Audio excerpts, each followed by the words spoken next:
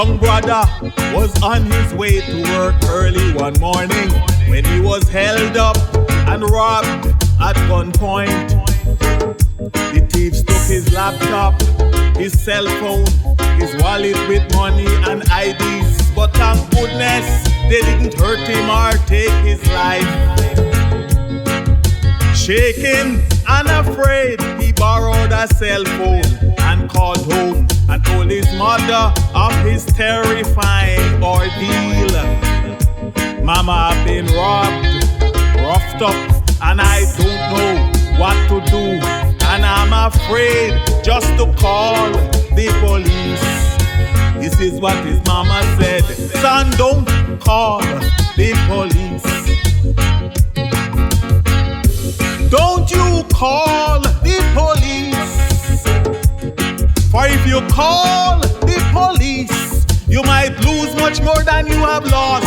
Son, I beg you, please don't you call the police. My son, it's a classist and bigoted system that we are living in. Not all of us citizens are treated equally or the same. The only people that can feel safe to call the police and complain are the rich and famous, the bourgeois and the pale skin. Son, I tell you, don't you call the police. I'm begging you, please. Don't call the police. For if you call the police, you might lose much more than you have lost. Son, I beg you, please, don't you call the police. Son, don't call the police. Don't call the police. Before you call the police, make sure you think twice. Son, I beg you, please, don't you call the police. You must only call the police if or when you have no better choice. Son, I beg you, cut your loss, but please don't you call the police. Come home safe, my son, but please don't you call the police. Seems like I'm off a little bit today, but I'm not really off. I'm just so focused. I had a wonderful weekend. I won't call their names. My dear friend and his wife, we had such a phenomenal time. I want to say thank you right off the top. It changed me. It felt like a whole month away, and I'm just so focused. On that note, I want to say that we have our brother, once again, our phenomenal brother, once again, the Mystic Philosopher. Why am I saying mystical? Why am I off like this? I'm so full of enthusiasm that I'm like skipping beats. I'm like, the tires are spinning on the concrete. So I guess that's my strength coming back, and I'm just so happy to have it here. The Mystic Philosopher. As time goes by, I realize that he is a man that is consistent. He is that man that we know in the neighborhood that you can set your clock by. He is that person that you don't really worry about no matter what the situation is in, because you know that he's going to have it under full control. He is the man that you know that no matter what, he's always going to find a way to win. Now, while I'm not going to say these things about him without acknowledging the ancestors that stand behind him and the creator that made him, because like he said, anything that comes his way must go up to them, and they do. But oh, how wonderful our ancestors are, how wonderful our creator is to have made a brother in such a fashion, a brother who is needed for these times. We have so much decadence that's out there on TV. You don't have to go out to see the decadence anymore. It's brought and delivered right to you, right into your bedroom, right into your living room, right into your hand on your smartphone. And it's dumbing us down. So we need brothers like the Mystic Philosopher to come through and deliver something that's going to feed us. Because as it is now, on a mental,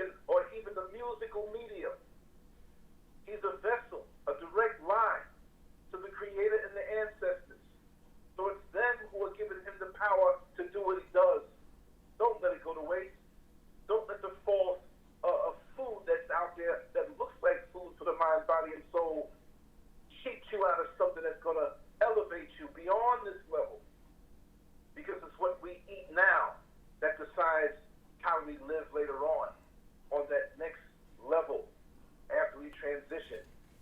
So without further ado, and if you can excuse me again for my timing of the songs and the words, I'm just so happy to be here with the Mystic Philosopher. Brother, the floor is yours, and I'm so glad that I'm sharing presence with you. Ashe, my brother, and thanks for such kind introduction as it is your custom. Ashe is the word, the source of I and I ancestors. Ashe is the source that holds all things together. Ashe is I source, I shield, and I protector. Ashe is I source, I guide, and I provider. Ashe is I source, and that is why I am not black. Ashe is I source, I cannot be lack. Ashe is I source, I light, and I deliverer. Ashe is I source, I healer, and I teacher. Ashe is I source, I leader, and I spiritual fire. Ashe is I source, I strength. Each day I become more and more. Ashe is I source, I spiritual comforter. Each day I be more stronger. Ashe is I source, I sustainer. Each day my life is filled with more pleasure. Ashe walk with I daily to much green and greener pastures. Ashe walk with I beside some very cold and deadly waters. Ashe walk I through the valley of blackness and under the shadow of blackness, and so I fear no evil, or what the devils may try to do. Again, thank you, my brother Kojo, for your kind introduction. Ashe, Ashe, Ashe, I say to you all, my fellow highly enriched in melanin and highly enriched carbon skin brothers and sisters the world over, and goodwill and more to all those that may give up their time and listen to this show. First, and on behalf of my most honorable African ancestors, please let me begin by again expressing my deepest gratitude to you, my brother Kojo, for inviting me forward to speak and share with you and your audience some more of my very thought-provoking perspectives, also known as my truths, from this, your global platform, the one and only LanceScurv Show. And thanks very much to you all, the LanceScurv Show audience, listeners, and commentators, for finding my thought-provoking perspectives interesting enough, or possibly informative enough, to have you forward again, or to have me forward again. But above all, I thank you for finding them worthy of your time and your attentive listening ear. I truly appreciate you all for thoughtfully and purposefully giving of your limited amount of time to listen to I, the Mystic Philosopher, on this, the LanceScurv Show.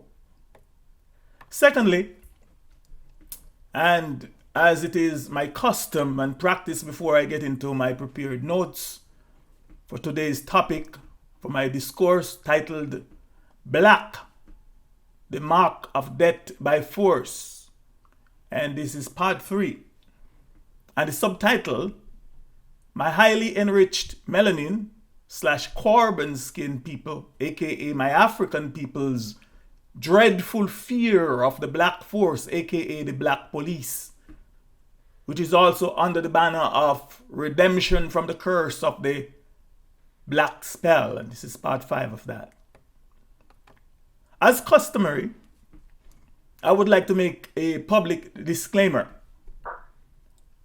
That is, the views, thoughts, opinions, and thought-provoking perspectives, my truths, if you will, that I'm about to share with you all listeners, well-wishers, trolls, haters, and enemies of my African people, are not necessarily those of the host, my beloved Brother Kojo, or those of the LanceScurv Show in general, but that they are of the spirits and souls of my most honorable African ancestors, and particularly the spirits and souls of my most honorable African ancestors that were and are the direct, up close and personal victims of the Black Caucasians' malevolent kidnapping and transatlantic slave trade. And also the restless spirits and souls of all my innocent elders, mothers, brothers, sisters, and children that have fallen victims at the vicious and merciless hands of the malevolent Caucasoid system and its agents of force. And may their spirits and souls never find rest or find peace until they, along with all other victims and spiritual warriors, join together and avenge their prosecutors, killers, and murderers, and their descendants and their wicked seeds, and especially the wandering spirits and souls of those of my most honorable African ancestors, that to the latent, bestial, and sadistic instinct, pleasure, and delight of the Black Caucasians were captured, yoked, chained, shackled, and packed in the Christian missionaries' merchant ships. And some were chained and shackled.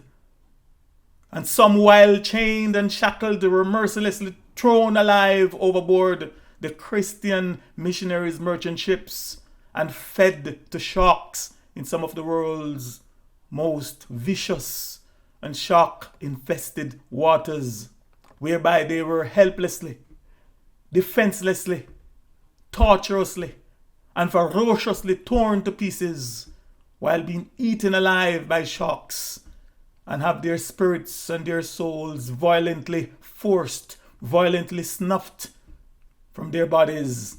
And for over 400 years they have been restlessly roaming, restlessly wandering the oceans, the seas, and the waters, waiting for us, the seeds of those their African brothers and sisters that survived the heinous journey and made it alive to the shores of the strange, evil, unjust, abominable, and unknown world of their devious conquerors, captorers, barbaric thieves, sexual predators, sexual deviant, slave traders, and slave masters and slave mistresses, their heirs and successors.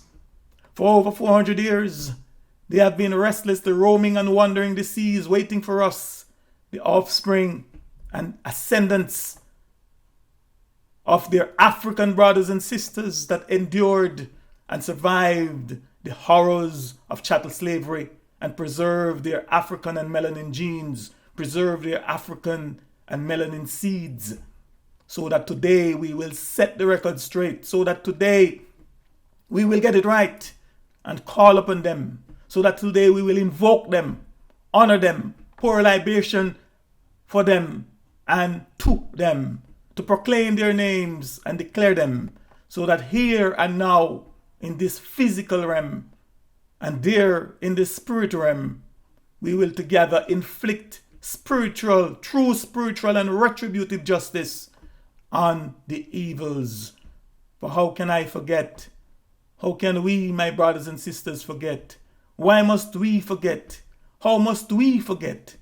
And how can we humanly, consciously, honestly, sensibly, and spiritually forgive the evils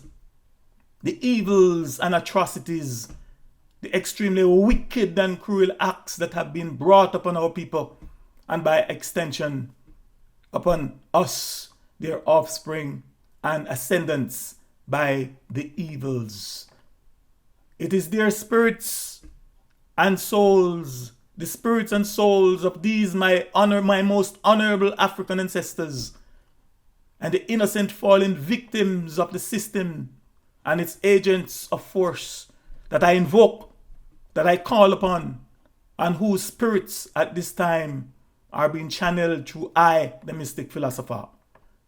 So here again, in the event that any of you listeners, well-wishers, trolls, haters, and enemies of my people may hear something, some possible new and so-called controversial ideas that may offend you, that may upset you, that may disturb you, or some thoughts that may disrupt or conflict with some of your most long and affectionately held beliefs, I humbly ask that you hold them, my most honorable ancestors, and the innocent fallen victims of the system's agents of force, and I, the Mystic Philosopher and Messenger, fully responsible, and not the LanceScurv Show or my brother Kojo, was being more than courageous, generous, and open-minded enough to allow me this opportunity to speak here.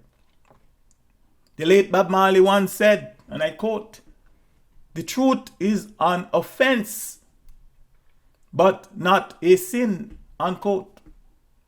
From my perspective, if we can all agree that this statement is true, then if any of you listeners, enemies of my people, enemies of my African people, and trolls of this The LanceScurv Show, if any of you are in any wise offended by what I am now saying and what I will say, then logically you must also agree that it is not because of I, the Mystic Philosopher, the messenger of my most honorable ancestors, the source of my message, but it is because of the truth, meaning it is because it is the truth, for only the truth could, only the truth can, and only the truth will offend, upset, and disturb you.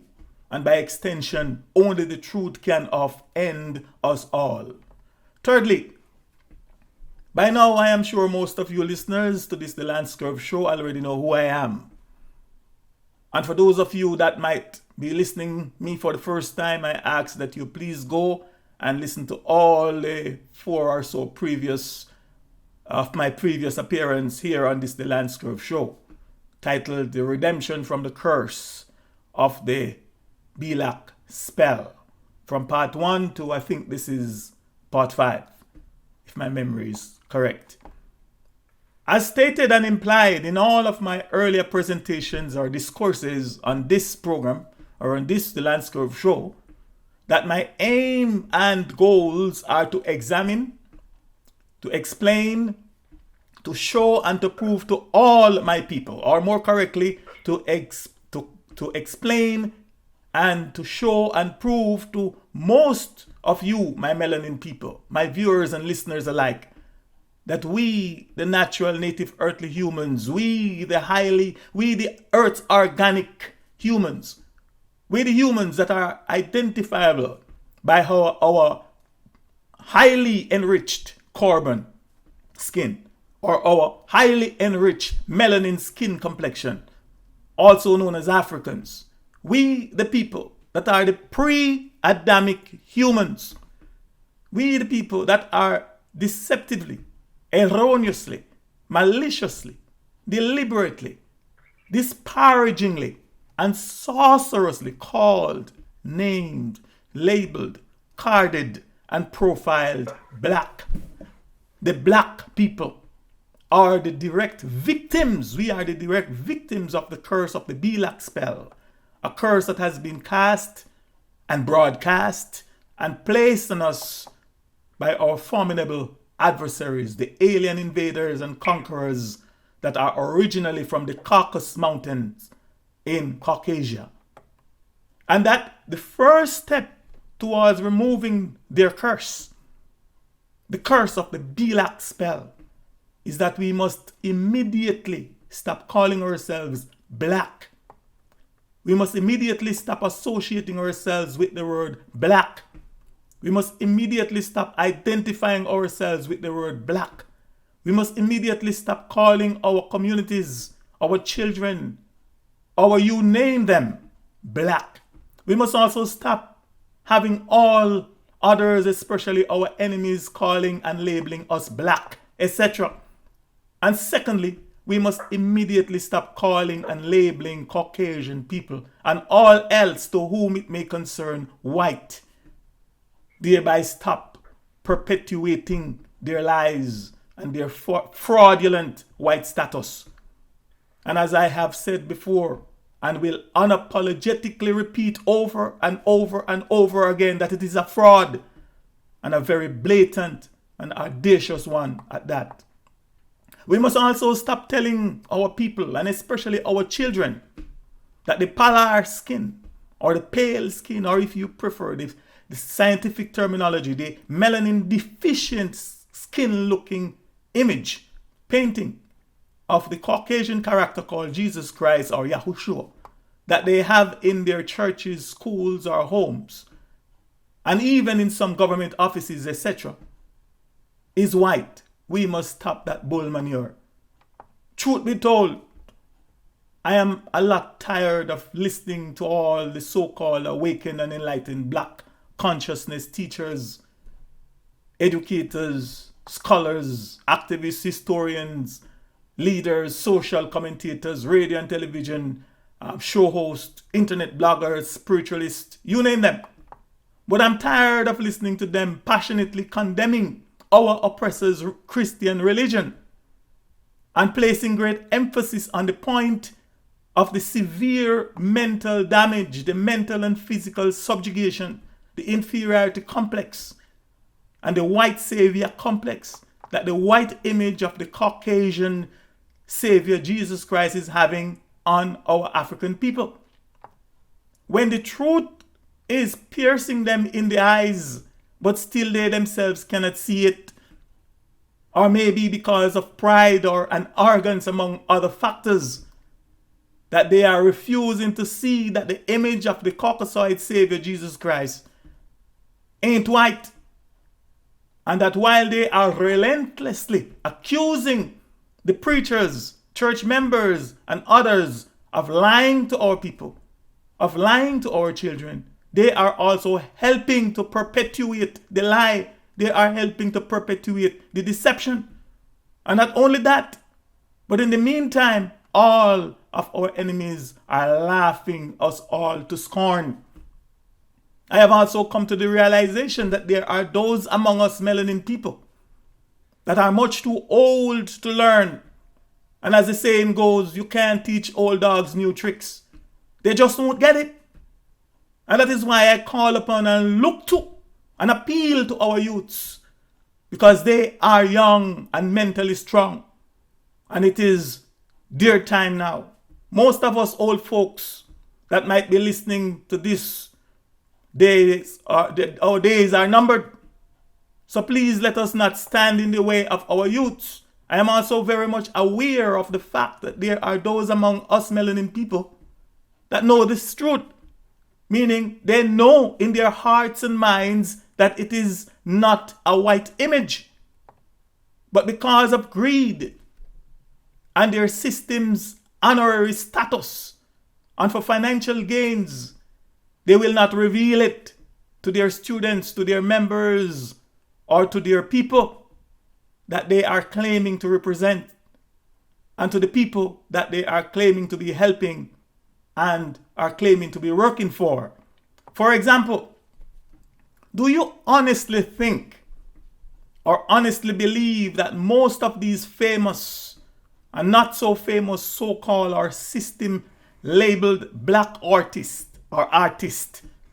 black musicians, black entertainers, promoters, you name them, that have earned fame and have become rich in the system and are making money in the system, and those that are aspiring to so-called make it in the system, do you honestly think that most of them, if not all of them, would risk losing their money and their career to speak this truth and to enlighten our people?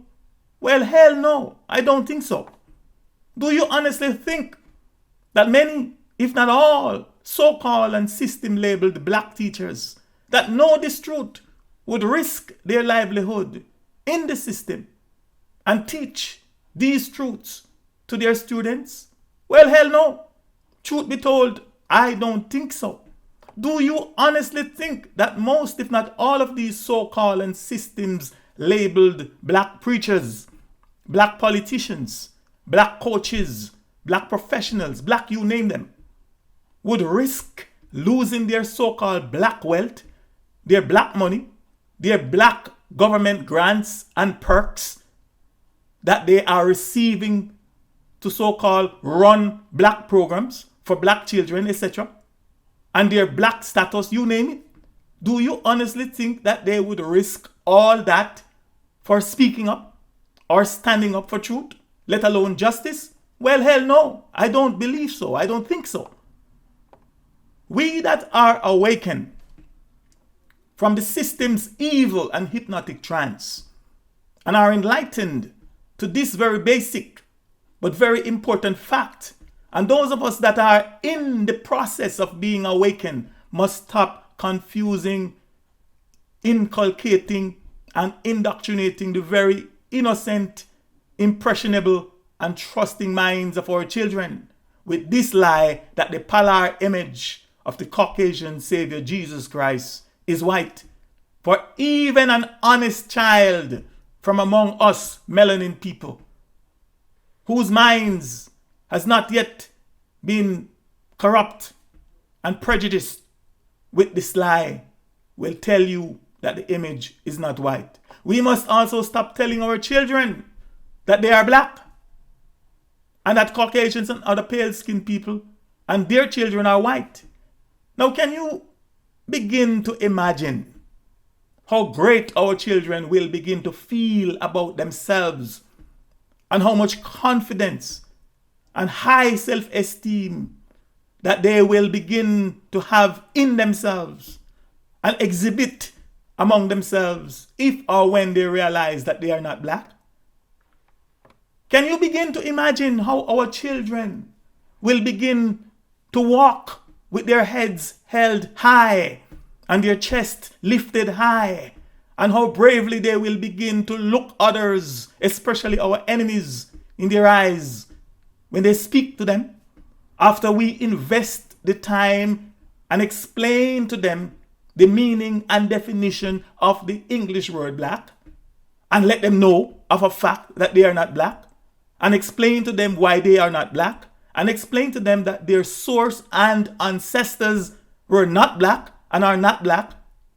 Can you begin to imagine how our children will feel about themselves if or when we invest the time and explain to them the reason why their skin complexion is the way it is? And after educating ourselves about the thing called melanin and carbon, we sit with them and educate them as well. Can you imagine?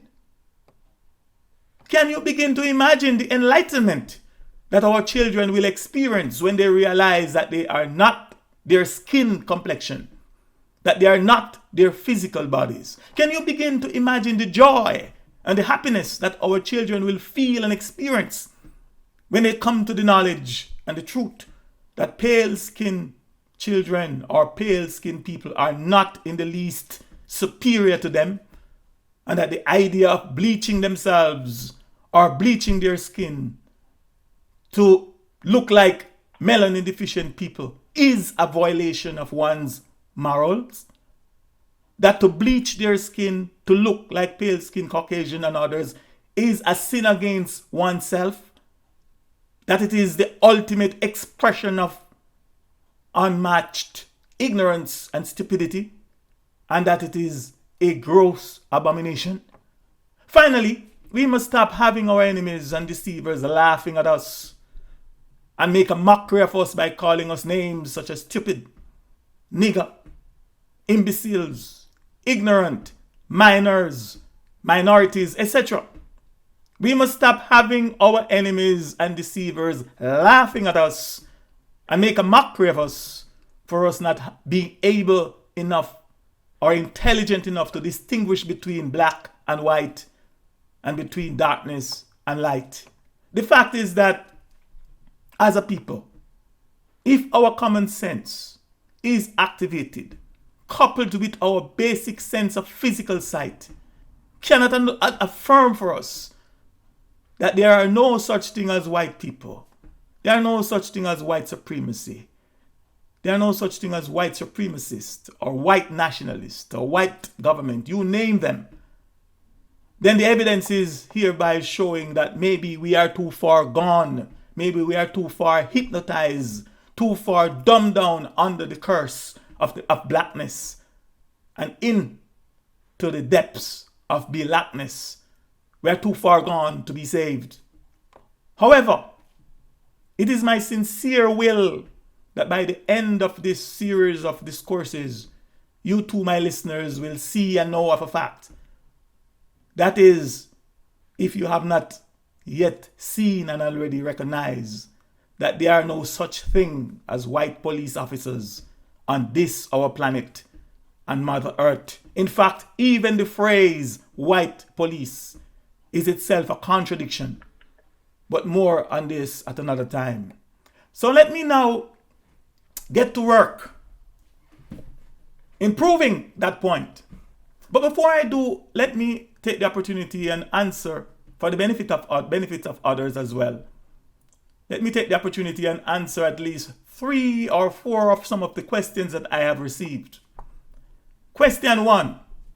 Aren't you not afraid the police? Aren't you not afraid of the police? Aren't you aware of their malicious and vengeful nature?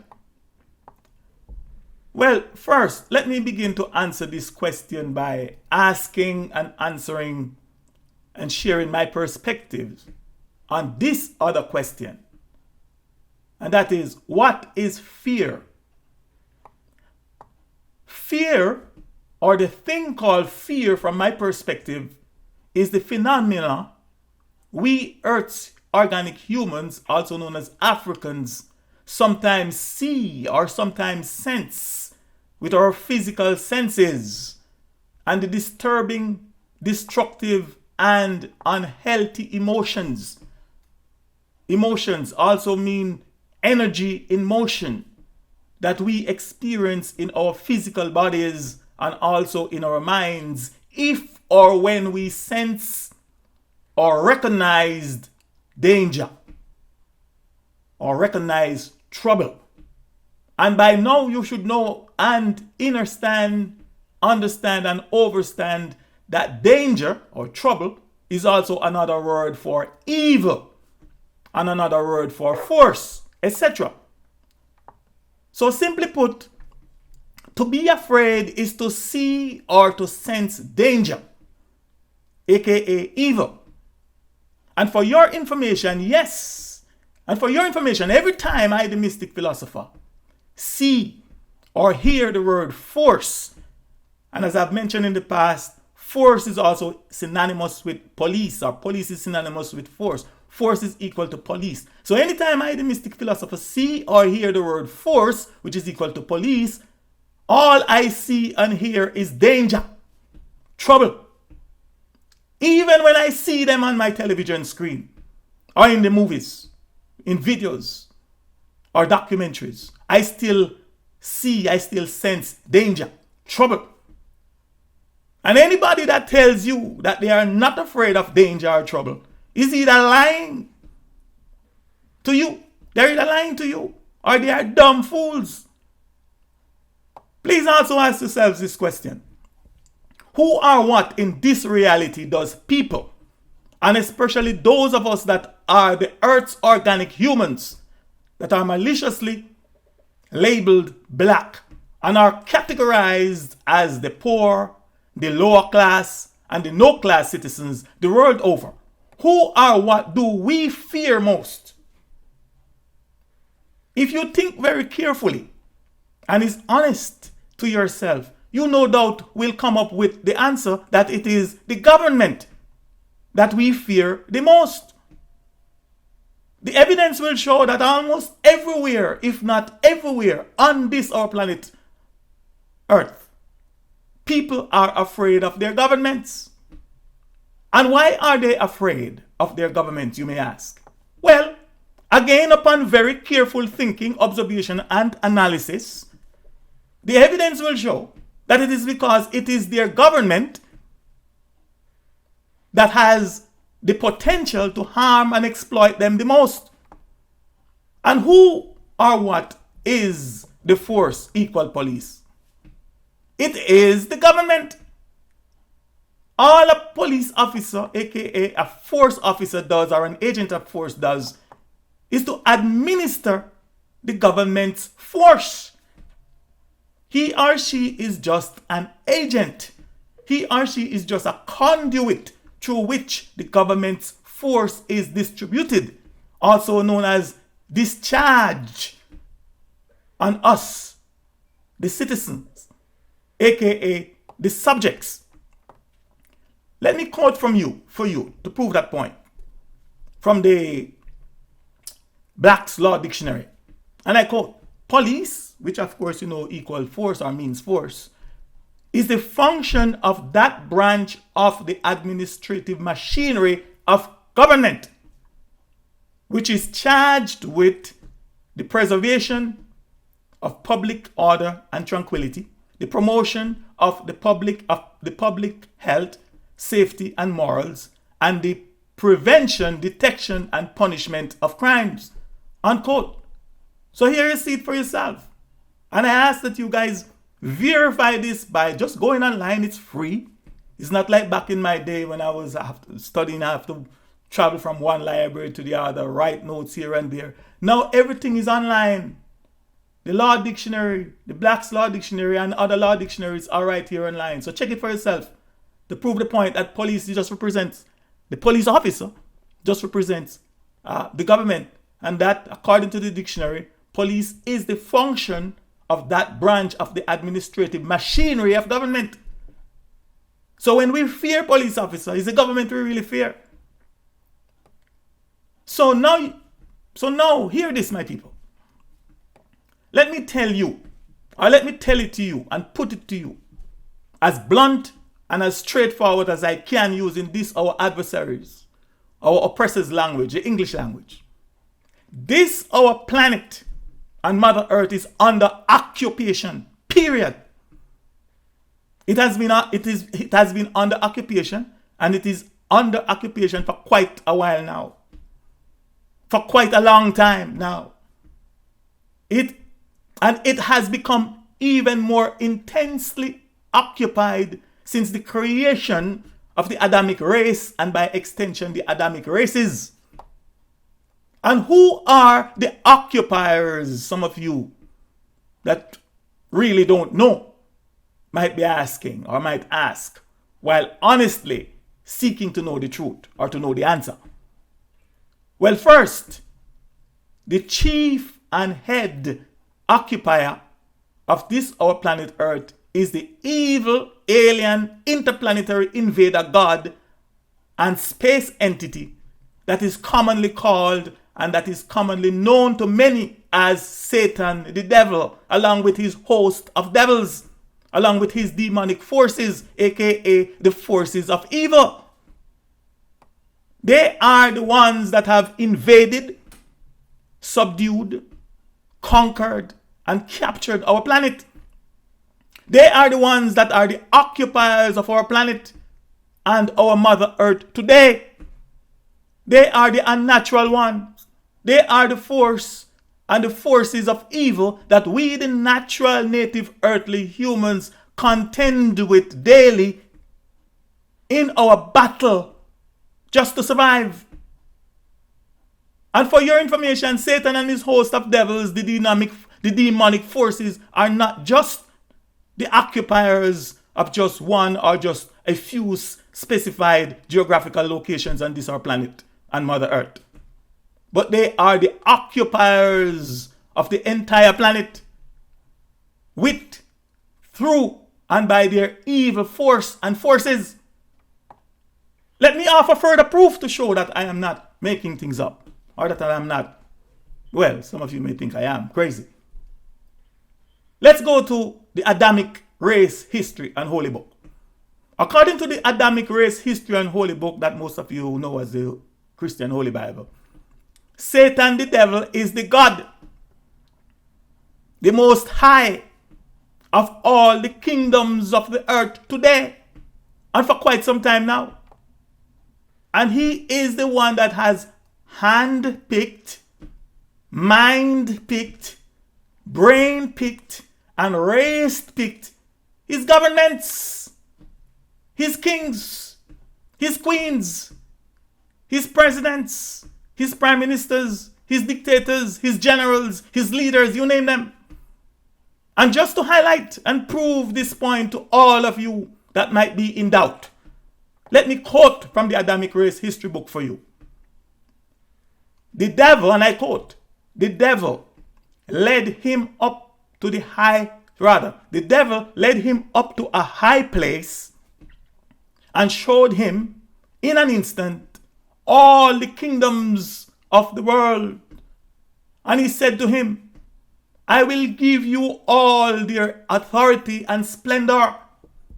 It has been given to me, and I can give it to anyone I want to. Unquote. You can please verify this quote for me from the Adamic Race History book in the chapter, or in the book within the book called Luke chapter 4, and I just read from verse 5 to verse 6. The devil led him. Who is the him here we're talking about? The devil led the one that is commonly called Jesus.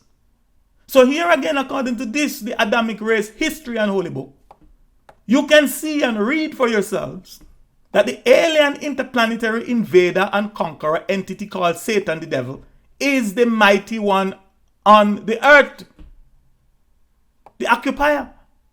It is Satan the devil and his evil forces that run things here. According to this book, this devil is so powerful and confident in himself that even Jesus Christ, who is supposedly the supposed mighty one and savior of the world, the supposed holy one, mighty one, and savior of the world, who came from heaven, had to follow him. Follow who? Satan, and listen to him and show him respect. Read it again for yourself. Satan the devil is boss here. In other words, Satan, the current leader of this world, led Jesus up to a high place, and Jesus had to follow him, and Jesus followed him. Not my words. Not the words of the Mystic Philosopher. Let me take a sip. Not my words. The devil, and I quote again, the devil led him. Led means lead. He's a leader. He led. Somebody follow. Satan led Jesus. See it in your book. The devil led him up to a high place and showed him in an instant all the kingdoms of the world.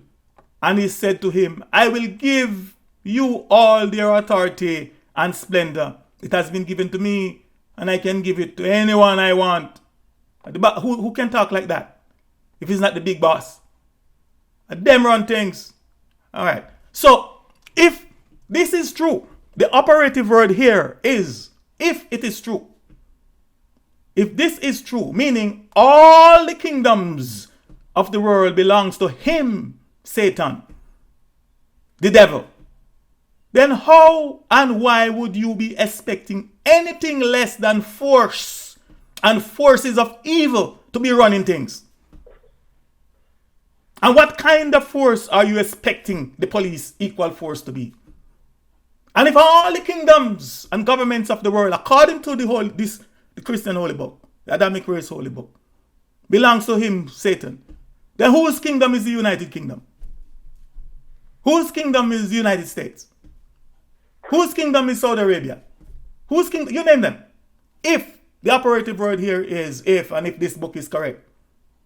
But our experience and common sense will prove to those of us who can think independently that this bears witness to what we know, what we experience, and what we are seeing every day. The evidence will also show that as long as you are a natural native earthly human, also known as an African, living upon the earth, at this time you will sense and experience fear, and that you will know fear. We experience fear because of evil equal force. Evil and force, same thing. And even the most basic of activated common sense will affirm that if there is no force, if there is no evil, or where there is no force or where there is no evil, there is no fear and no need for us to fear. To think that evil equal police equal force will discriminate and excuse you or excuse us or not hurt you or hurt us or harm us because you fear or because you fear not is not at all wise. To dig your head in the sand like an ostrich and pretend that your enemy won't hurt you is not wise. And to quote or paraphrase my brother Kojo in one of his videos, he said, when you dig your head in the sand, you leave your ass exposed. Unquote. And you don't want to begin to even imagine what Satan and his cronies will or can do with asses that are exposed.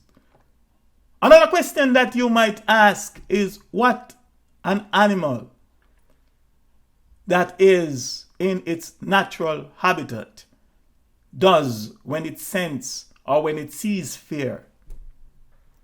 And the answer is it either safely run away if it can, or it makes its enemy know that it's aware of its presence.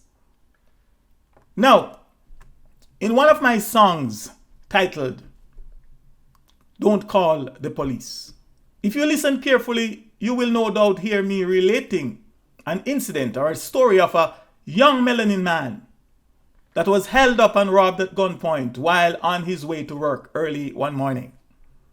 And you may also take note that he was more afraid of the police, he was more afraid of force than he was of the robbers that had just robbed him at gunpoint.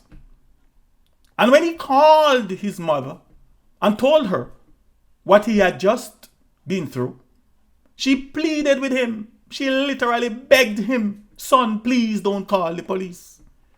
And why? Some may ask. Why would a mother who has just learned of her son being held up and robbed at gunpoint, not wanting him to call the police? Isn't it the police that are supposed to be here and there to serve and protect us all? Well, it is because his mother sensed danger. Who can underestimate a woman's or a mother's instinct? It is because his mother sensed danger. His mother sensed trouble for her son should he call the police. Remember, you're talking about a Melanin young man, an African. She knows that as an African youth, and to make matters even more dangerous, she knows that he is a young African male that is already labeled, carded, blacklisted, profiled, and marked black. She knows that he is already being marked a black male by the system, which is, as I explained before, the system is the government, which is the police. You may have also noticed the reason his mother gave him not to call the police. She said, for if you call the police, you might lose much more than you have already lost. So please, son, please don't, I'm begging you, don't call the police. She even said, come home safe, my son, but please don't call the police. She knows, as a mother, she knows that by her gainfully employed and law-abiding son calling the police equal force to simply report a crime, to simply report a robbery on his person, that he seriously ran the risk of being assaulted. He seriously ran the risk of being brutalized. He seriously ran the risk of being arrested, falsely charged, imprisoned, you name it. Even he seriously ran the risk of being killed.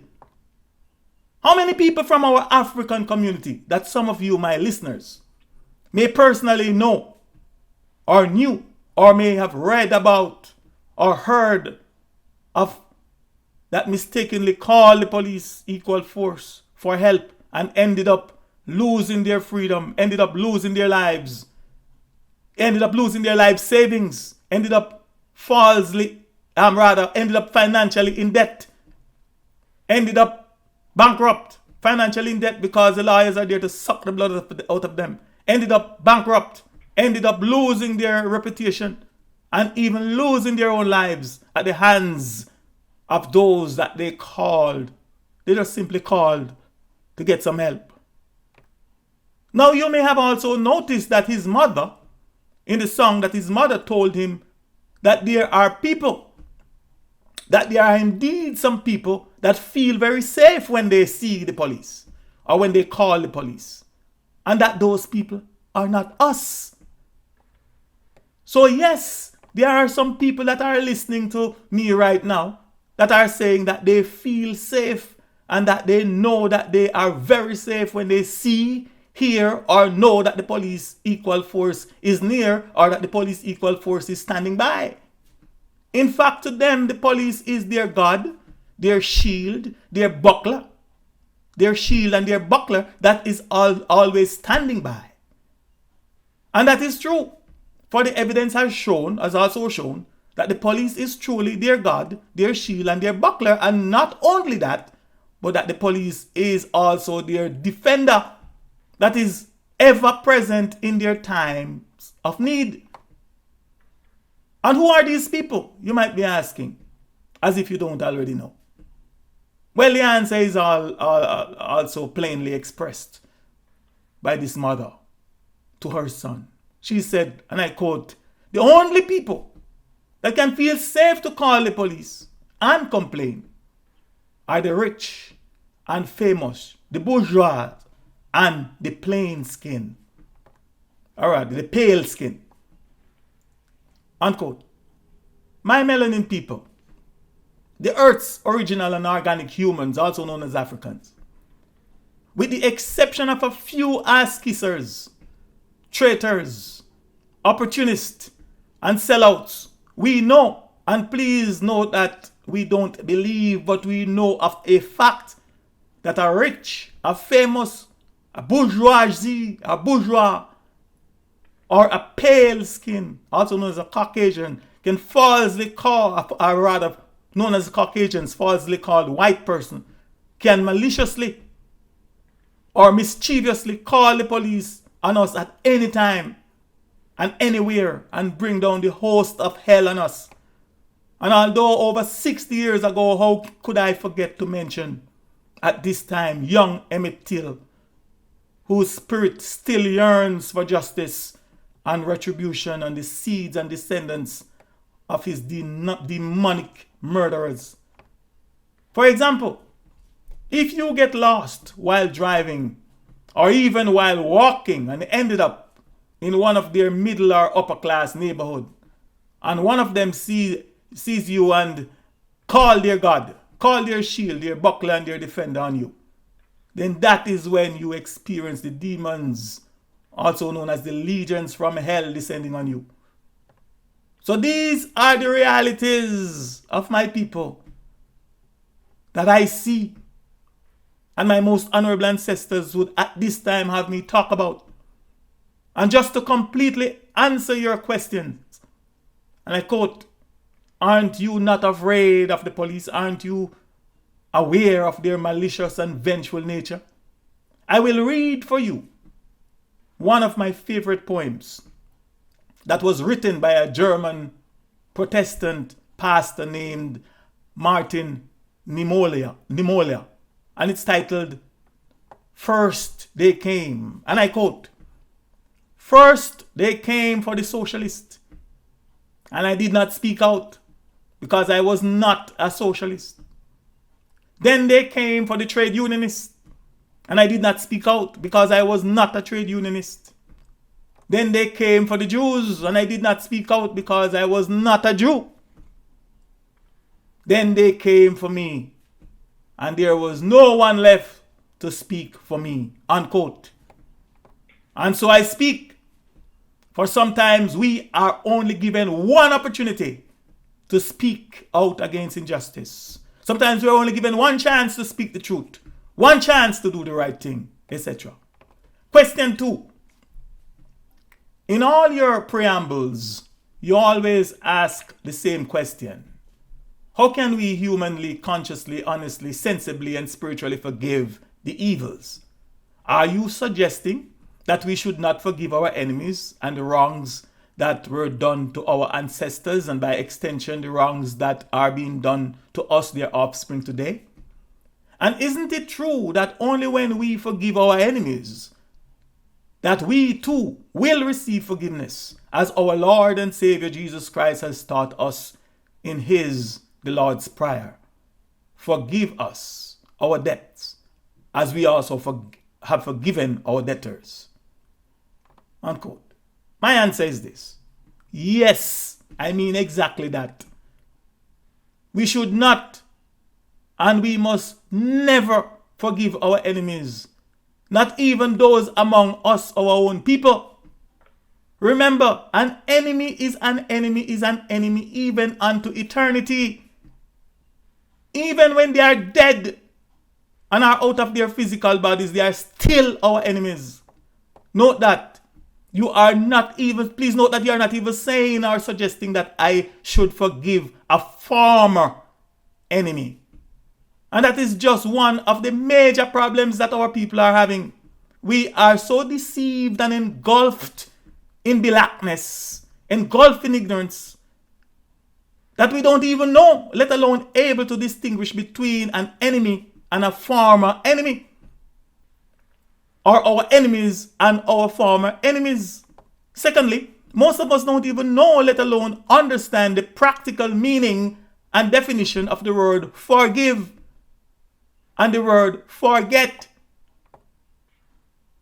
First, let me break it down for you. First, if you look very carefully at the word forgive, you will notice that it is a compound word, simply meaning that it is made up of at least two words. And in this case, it is made up of the word for, F-O-R, and the word give, G-I-V-E. The word for means or indicates purpose. Example, the internet is there. Let me make a sentence with it. The internet is there for all of us to access and surf the World Wide Web. Or the purpose of the internet is for all of us to surf the World Wide Web. The word give is defined as, and I quote, to freely transfer the possession of something to someone. To freely transfer the possession of something to someone, to hand over to. And to cause or allow someone or something to have something, especially something abstract, provide or supply with, unquote. The word get is defined as come to have or hold something, or to receive. So what our enemies won't tell us is that when you say I forgive, you are literally telling them that your purpose in this life is only to give, and their purpose is to take. Their purpose is to get, also known as to receive. And as a result of our ignorance and personal malpractice with our own life, they are taking everything from you, even your life. And our enemies are more deadlier than the worst of vampires and parasites. They suck everything from us. So I, the Mystic Philosopher, stop willingly giving them the opportunity to take liberty of me and taking from me long time ago, long time now. From I gave them back the curse. From I gave them back their curse. The only thing that I have been giving them since is hell, by exposing their lies. And that is all I am here to give until my most honorable ancestors say when.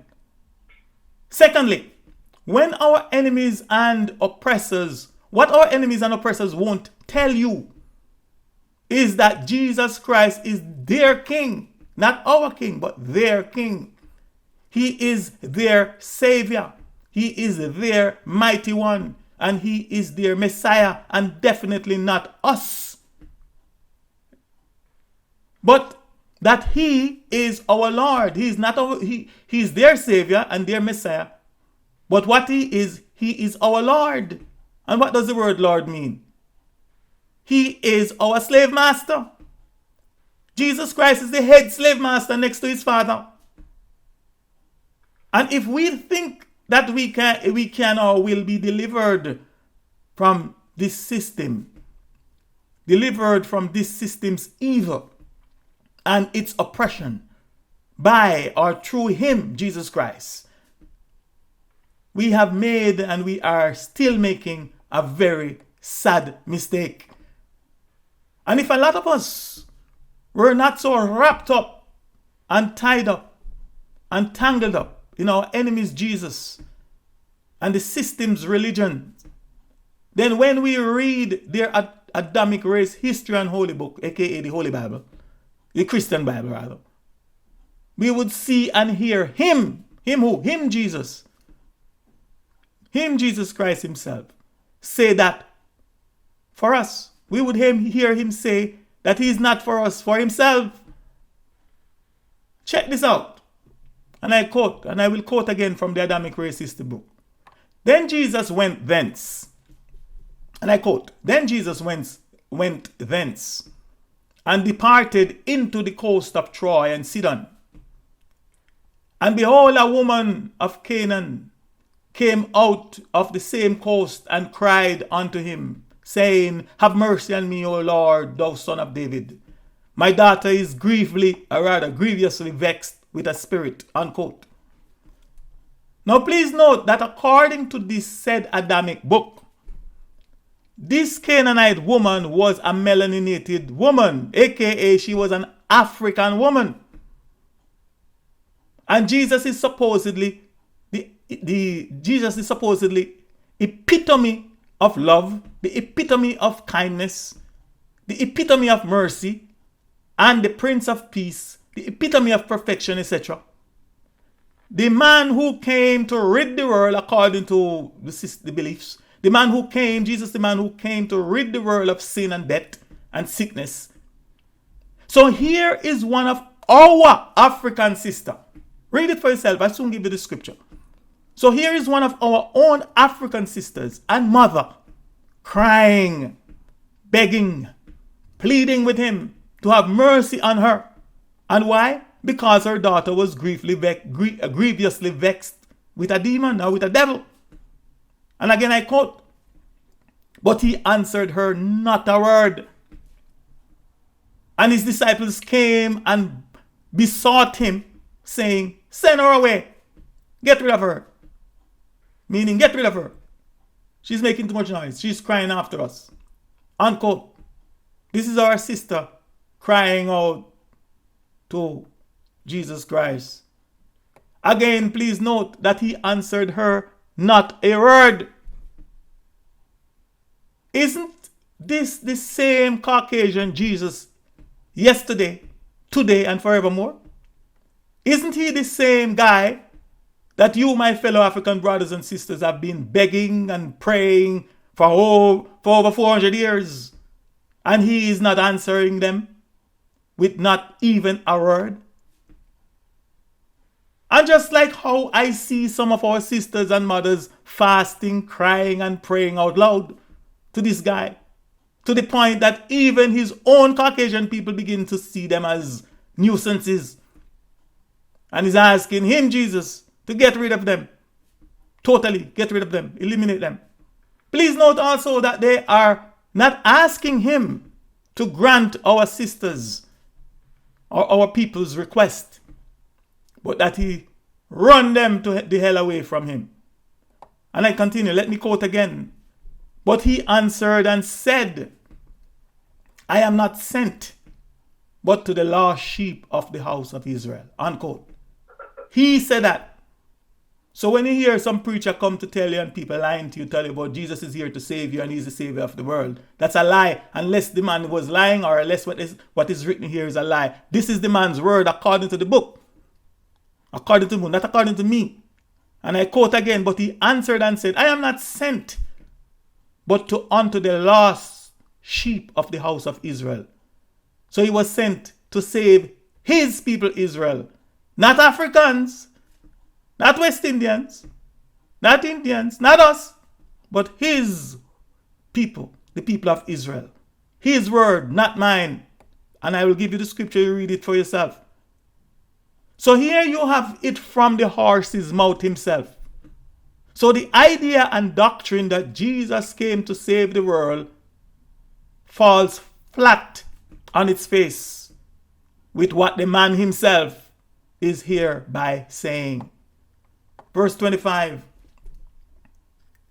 Then came she and worshipped him, saying, Lord, help me. But he answered and said, It is not meet to take the children's bread and cast it to dogs. Unquote. So now here you can see and read for yourselves exactly exactly how this Jesus and his people think of us Africans as dogs. And that is, and I quote, it is not meet to take the children's bread or the children's gifts and cast it to dogs. Verse 27, and he said, and she said, truth, that is the mother now, our African sister, just to show you how our people what can happen to our people when they turn away from our ancestors and go into these aliens and these people for help. And she said, still bowing, still humiliating herself, she said, truth, Lord, yet the dogs eat of the crumbs which fall from their master's table. Unquote. What a humiliation. So here we now see what happens, what can happen, and what will happen to us African people when we turn away from our source, when we turn away from our ancestral practices, when we turn away from our ancestral customs and traditions and start seeking after and following these Caucasoid Arabs and other people's saviors, religions, and practices, etc. We are reduced to the status of dogs, eating the crumbs, the leftover, the mouthwater, as we would say in Jamaica, which fall from our slave masters and oppressors' table. Some of us are so wrapped up, tied up and tangled up in the Caucasoid Jesus that they can't even see that they treat their dogs 1,000 times better than they treat us. They look at their dogs, they kiss up their dogs, they sleep with their dogs, they do everything with their dogs. And some of them, I remember the day I was at not the store, but I was at the store and this supermarket. And the woman, when I reached to take the change from her, she dropped it in my hand like she's calling me. Anyhow, I can remember. So they treat their dogs. They treat their animals. Some of them, when they walk on the street and they walk with the leash and their dogs, and expect when the dogs is coming towards you, they expect you to touch their dogs and to play with their dogs like it's their little kid or something like that. And sometimes I just step out of the way. I'm not touching up people's dog. Dog a dog. Dog is, bird of one feather flock together. I can remember around 2016 where a judge sentenced a young brother for 45 years in prison for shooting a police dog. So if you think that these people, Caucasoid people, will treat us better, have any respect for us, or even Jesus, their Savior, have any respect for us, you're fooling your damn self. You better wake up or be condemned forever. And verse 28, then Jesus answered and said unto her, O woman, great is thy faith. Be unto thee even as thou wilt. And her daughter was made whole from that hour, very hour. Unquote. So the man could have helped her. But he had to see her humiliate herself. And as a mother, we know how our African mothers and our African sisters think about their children. They will throw themselves before a bus and be died and get killed trying to save their child. So this woman was prepared because she figured that the man could save her kid. And she had to humiliate herself. The man allowed her. This great God, Savior, Jesus Christ, allowed the woman to humiliate herself to that of a dog before he had mercy on her. So don't wonder when you see all these people jumping and rolling and foaming and all the nonsense in church, calling upon this alien God and this savior, this caucaside, expecting to be saved. No wonder they come out worse than when they go in. But I don't want to stray from my point. Third point that I would like to point out here is that forgiveness, and I quote, forgive us of our debts as we also have forgiven our debtors, unquote. The question to ask here is this: are we stupid or what? For what kind of debt could we owe anybody when throughout history we never have anything, any credit to borrow from anybody? And the record also show that it is not just today that our enemies won't lend us anything, let alone money. And how can we forgive debtors when we didn't have anything for ourselves, let alone anything to lend them? But much more on that point at another time. Question 3. You taught us in your message that the word bless means to be less. But in your song, I gave back the curse. You that the melanin skin is not, and that your melanin skin is not a curse, but it is a blessing. Isn't that a contradiction? Unquote. So in my song, I did use that word. Your melanin, my skin, how it go again? My skin, I have so much of them I can't truly remember. But it's my skin, my melanin, my skin is not a curse, but it's a blessing. Well, here's my answer. Thanks for your question and your keen observations. I love it, and I truly appreciate it. You may have heard me mention that truth is not static, but that truth is revealing. The fact is that song was written, recorded, mixed, and mastered long before I got the revelation of the word be less. So I humbly ask that you please replace it with an appropriate word. Maybe a word like favor. I would say bemoring, but favor is more grammatical, I guess. But please replace it. The object here is for you to find the best words from our slave masters and oppressors' language that best describe who and what we are, and best describe who and what work for us. So like the word favor or abundance, etc. Please search for a word. I didn't have the time to, and I don't want to come here as if I'm selling a doctrine or trying to doctrinate anyone. I just provoke thought, and I expect that people are intelligent enough to research, or to search first, then research and prove all things and hold fast to that which is good for them. So let's begin.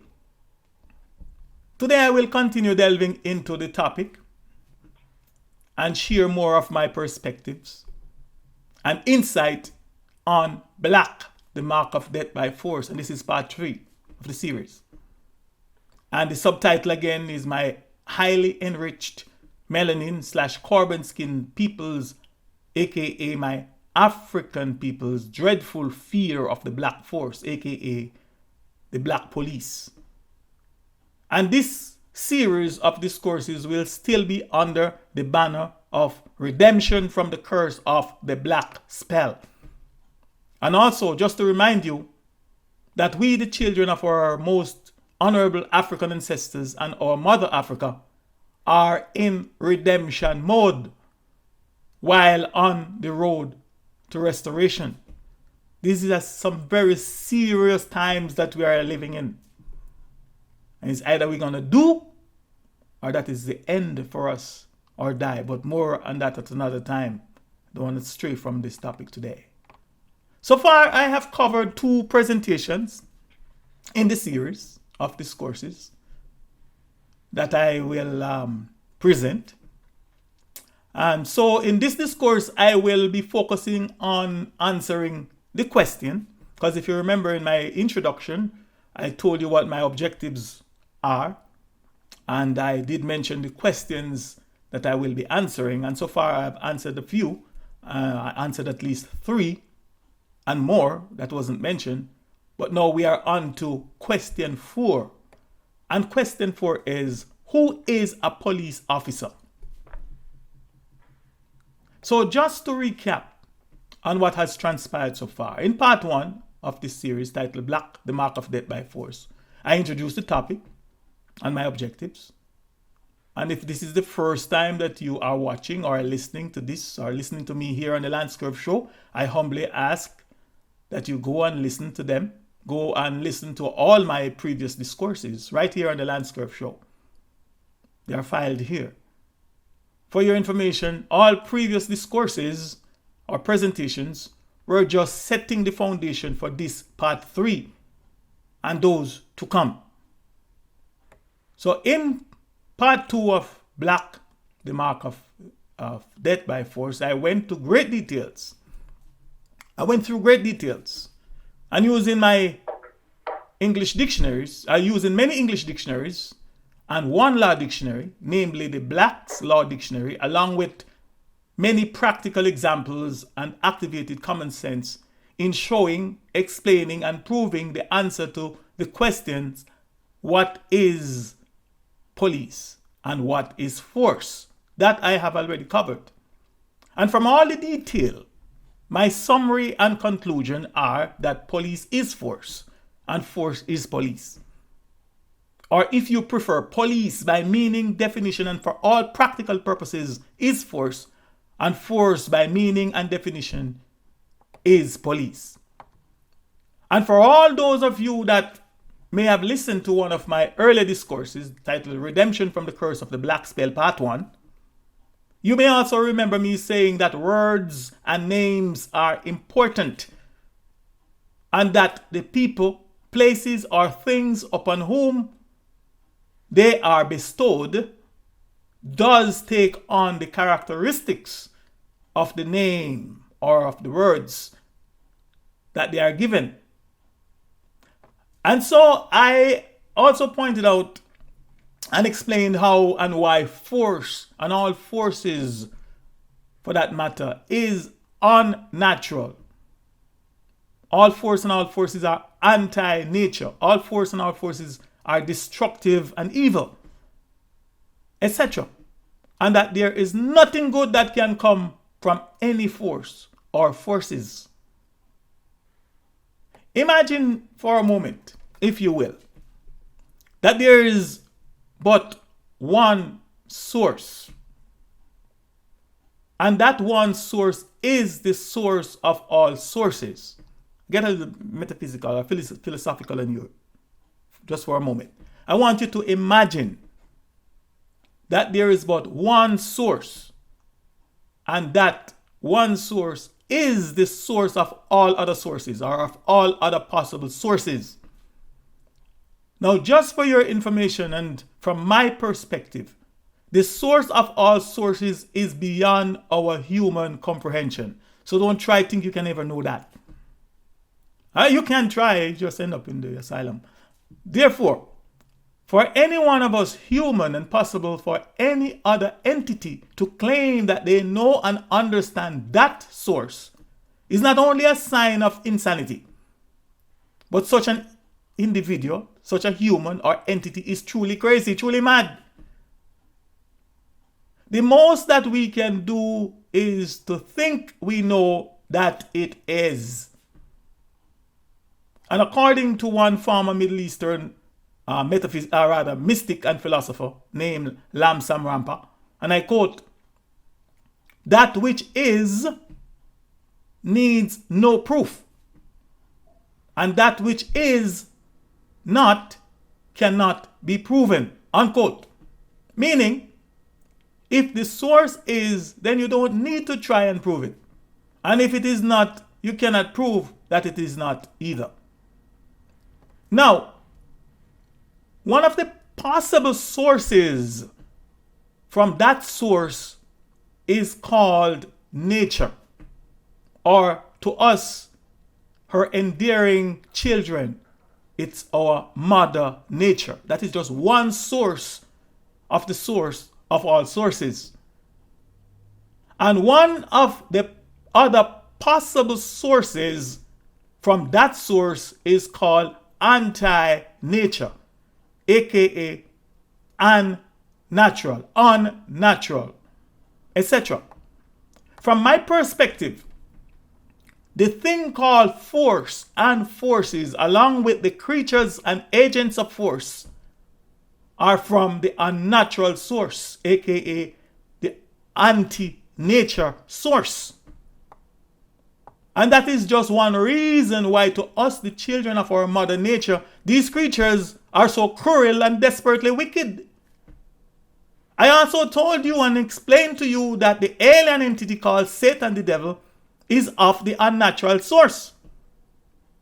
And also the small group called the elites, his small hand-picked, mind-picked, great brain-picked, race-picked group of people, the elites, also known as the government among many other names, are the representatives of the chief of force, and that the police is just one branch of that force.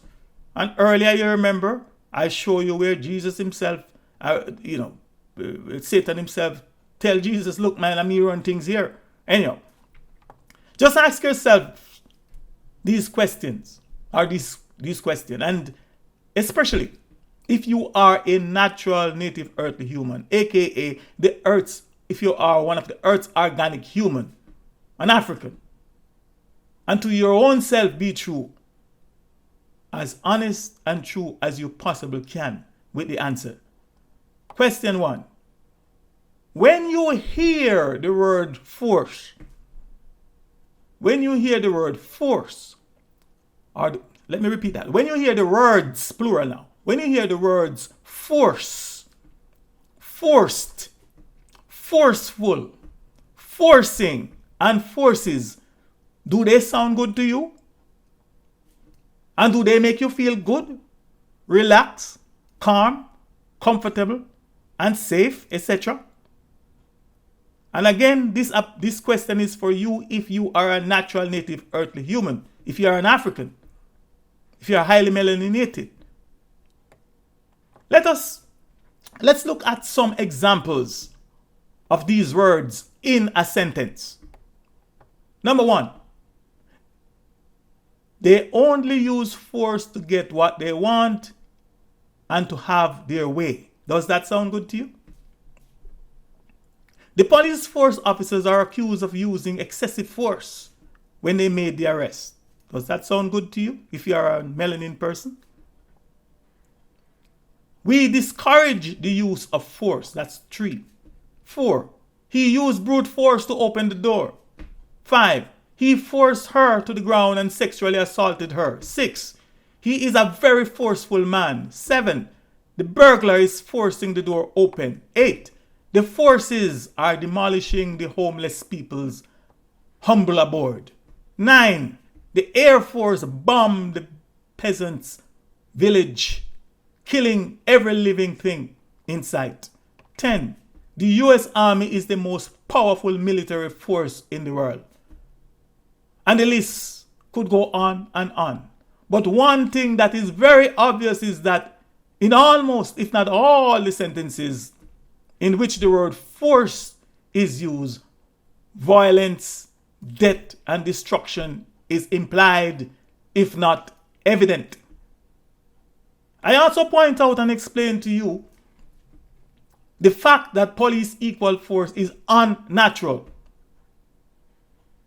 And that at the root of the word police is the word lie, spelled without an E. And as such, it is a lying force.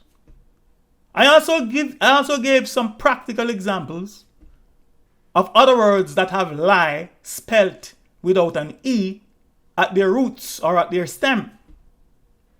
And I also remind you that in order to know what kind of tree that we are looking at, then we must examine the fruits that it bears.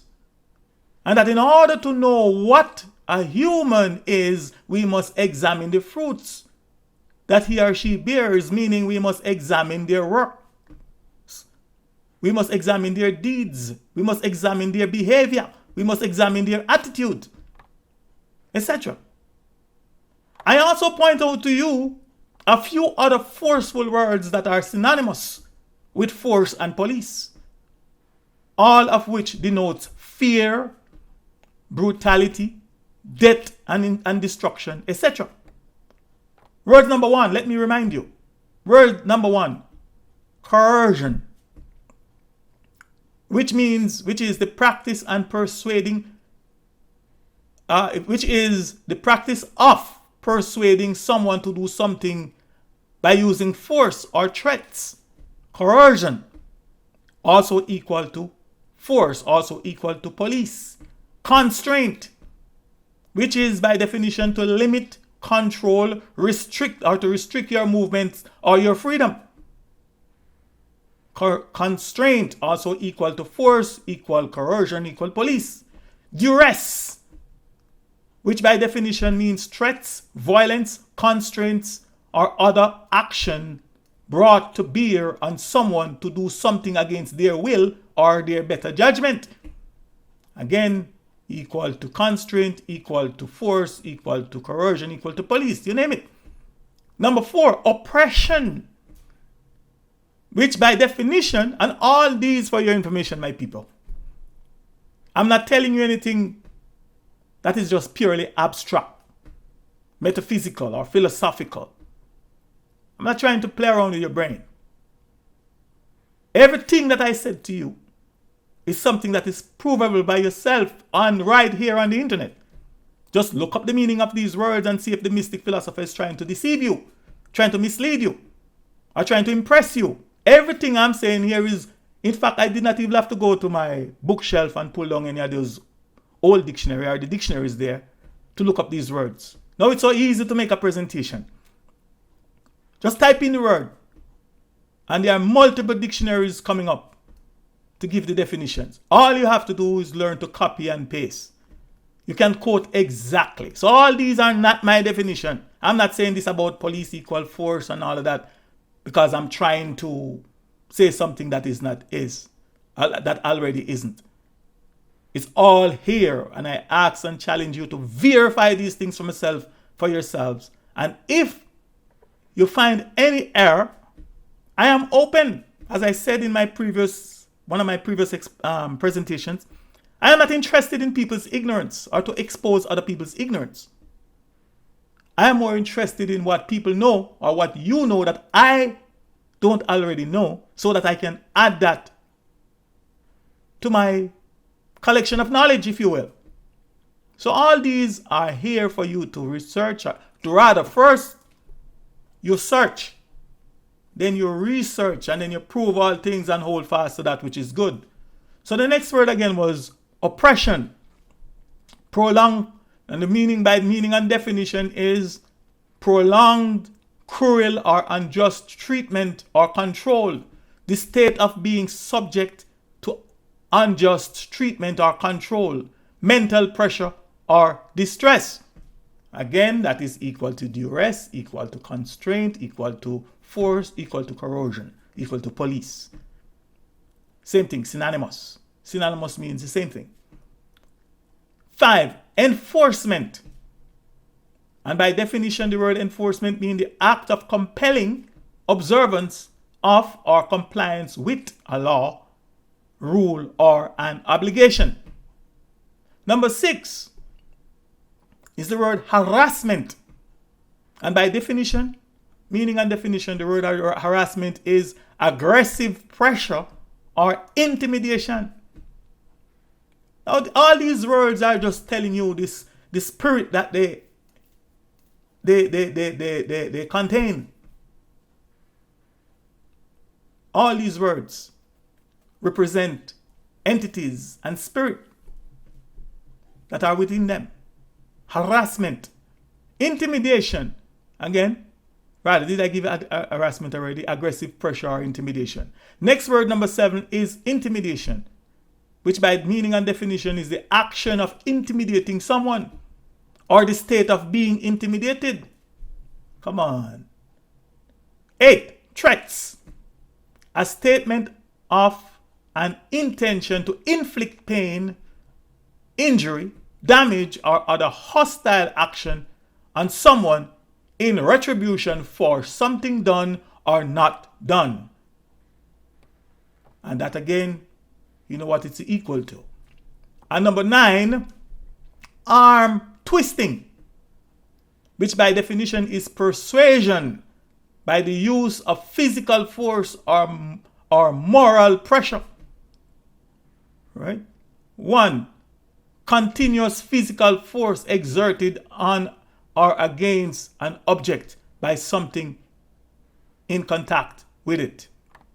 And 2, the use of persuasion, influence, or intimidation to make someone do something. Unquote. Now these are all words that are synonymous with force and police. Check them for yourself. Therefore, police equal force, equal order, equal coercion, equal constraint, equal duress, equal oppression, equal enforcement, equal threats, equal arm twisting, equal pressure, equal government, equal anti-nature, equal unnatural, equal black, equal evil. I also pointed out and explained to you that police equal force is an extension of the government, or that they are the government.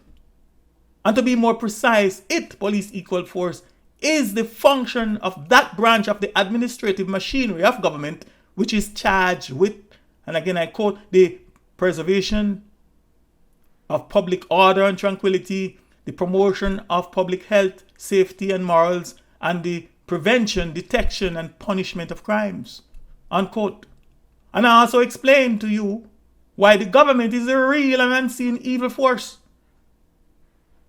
I also point out to you and explain to you that police equal force is not and cannot be good, especially for us, the natural native earthly humans.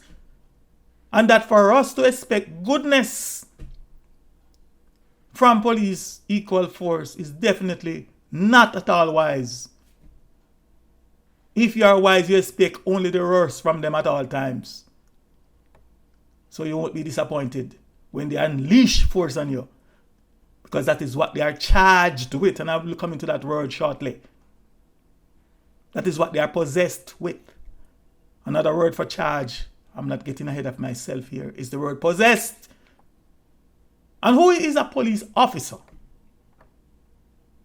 So you have police, I know you have the word officer. Now, let us look at the meaning and definition of an officer, or of the word officer, in order that we may correctly answer the question, who is a police officer? According to dictionary.com, an officer is, and I quote, a person who holds a position or rank or authority in the Army, the Navy, Air Force, or any similar organization, especially one who holds a commission. And 2, an officer is a member of a police department or a constable. Unquote. According to the Law Dictionary, featuring Black's Law Dictionary, free online legal dictionary edition, 2nd edition, an officer is, and I quote, the incumbent of an office, one who is lawfully invested with an office, one who is charged by a superior power, and particularly by government, with the power and duty of exercising certain functions, unquote. So from these 2 dictionaries, including the Black's Law Dictionary, we can affirm that the word officer is directly or indirectly relating to government. And an officer is a highly ranked and powerful government representative. In fact, in Jamaica, we don't even remember back in my days, we never call them police officer, we call them lawman, government man, the government boot coming. So when we see them, we see government. According to the Law Dictionary, featuring Black's Law Dictionary, the free online legal dictionary 2nd edition, police officer is, quote, a person who is an office of the law enforcement team employed by the country, the town, the municipality, or state, unquote. Again, verify this for yourself. From my perspective, by these meanings, definitions, observations, and the governmental powers that are invested, that are bestowed, that are imbued and induced in them, a police officer is fully charged with force, aka the spirit of force. From this one can reasonably and logically deduce that because he or she is charged, aka possessed with an unnatural force, aka an evil force, then he or she must discharge that force or that spirit of those spirits. And thus, it is highly likely that he or she can or he or she will discharge the unnatural, aka the evil force, on us, the natural, native earthly human, and oftentimes the innocent, helpless, and defenseless human. And in all fairness to some of these police officer equal force officers, aka agents of force and possible human among them, when you see them behaving completely irrational, when you see them behaving crazy and psychopathic, the truth to be told is because of the fact that they are possessed, aka they are charged with the force of evil and are just trying to discharge themselves. Some of them are totally out of control of themselves. For example, I watched one video today on Facebook where a police officer in Atlanta pulled over one of our young African American brothers and sisters, a young youth. He restrained him. He handcuffed him and have him on the ground with his face down. Who knows what just walked on that ground? The young man was posing absolutely no threat whatsoever, other than the fact that the officer that took the officer, he was profiled a black man. He posed no threat. Another backup officer came along and seen my young, helpless and defenseless brother completely restrained, completely handcuffed, both hands, not in front of him, both hands behind him. Can you imagine how uncomfortable that is? Both hands behind his back, and he's forced to lie face down on the ground. But like a ravenous and ferocious beast that is charged with a demon from hell and without any form of humanity that could be vaguely detected, and without any form of provocation, he alighted from his police cruiser and kicked the young man that was already down. He kicked him in his head. And who knows what else he may have done to this young brother after he was taken away from the site and the sight of witnesses and the camera. Who knows what he could have done? The young man was defenseless, posed no threat to him. You don't know him. The guy didn't provoke him, but the man just came out of his vehicle. So when you see somebody behaving like that, you want to tell me that's a good person?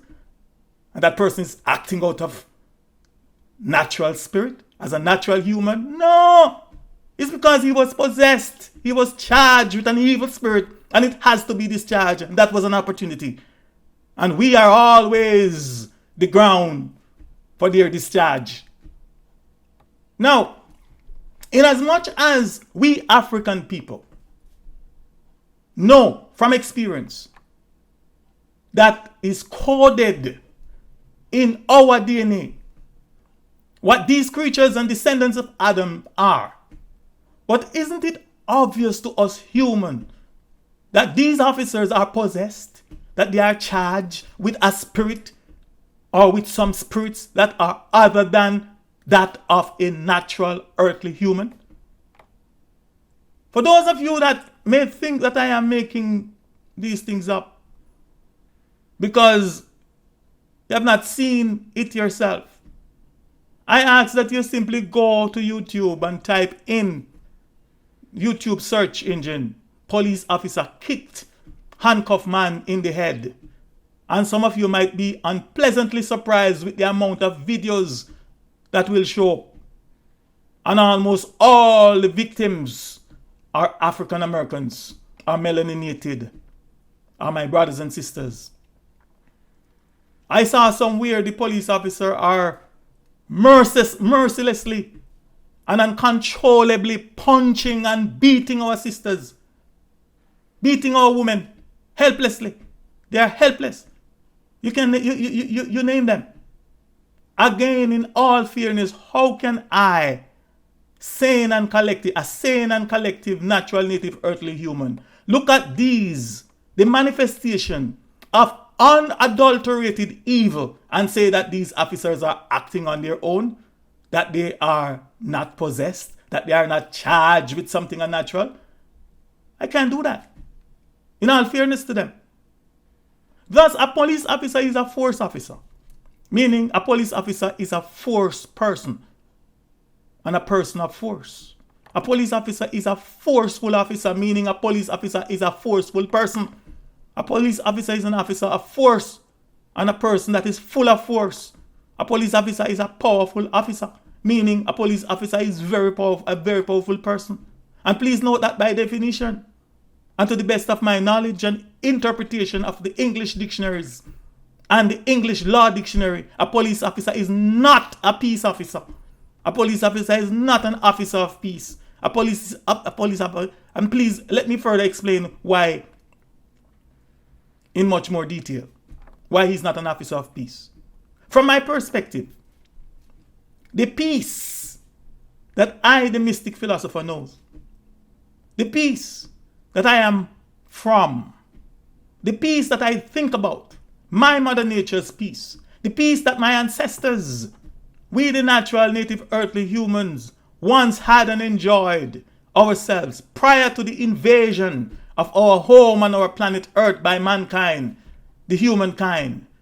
The peace that is and of our mother nature, of our mother and source mother nature. The peace that the mankind, the humankind, the creatures do not know, and cannot have. The peace that the natural native earthly peoples of the earth are once again hoping for and looking forward to, longing, dreaming, and looking forward to.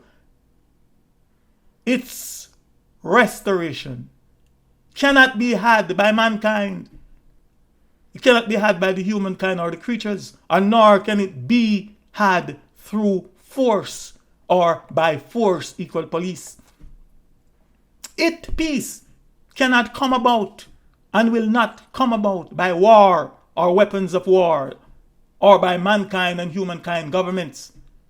For that which mankind and humankind does not know and cannot know is that force breeds more force. Evil breeds more evil. In other words, police breeds more police. Evil breeds more evil. War is terror and terror is war. War breeds war and terror breeds more terror. And that you cannot have war on terror on war and expect to have our Mother Nature's peace. So with this knowledge and understanding, we the people that are the natural native earthly humans know that to us a police officer is not a peace officer. But to mankind, to the humankind, they may well be peace officers because their idea and their concept, their mindset and their experience of peace is not the same as ours. From my perspective, whenever a police officer goes or comes, meaning on duty or patrol, he or she does so not trained, powered up, and prepared by the government for peace, but for confrontation, meaning for war. He or she goes or comes prepared for war or for conflict. And please note, not necessarily to create or initiate confrontation, conflict or war, but they are prepared for it. And the very force to which he or she belongs is called an armed force. And that is one reason why he or she is not seen as a civilian, or more correctly, he or she is not seen or considered to be an ordinary civilian or an ordinary citizen. But as a member, he or she is seen as a member of an armed force. Please note that except for a military police, an MP, A police officer is not necessarily a member of the armed services, the armed forces, but he or she is a member of an armed force. A police officer is a law enforcer.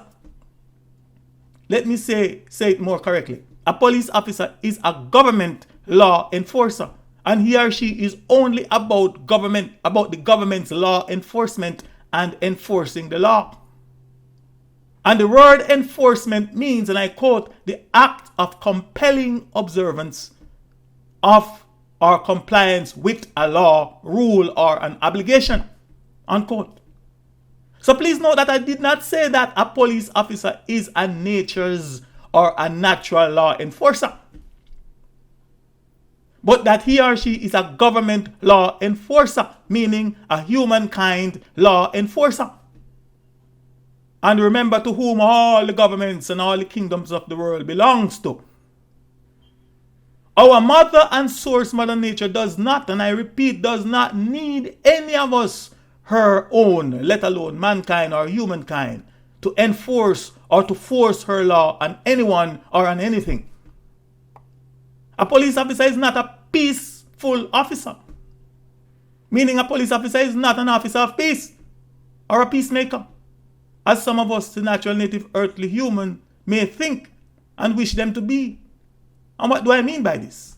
You see, because this language is the English language, because this language is the English language, it is not my language or my mother tongue, and above all, because it is a tricky and deceptive language, and because the owners and people to whom it belongs are themselves tricky and deceptive.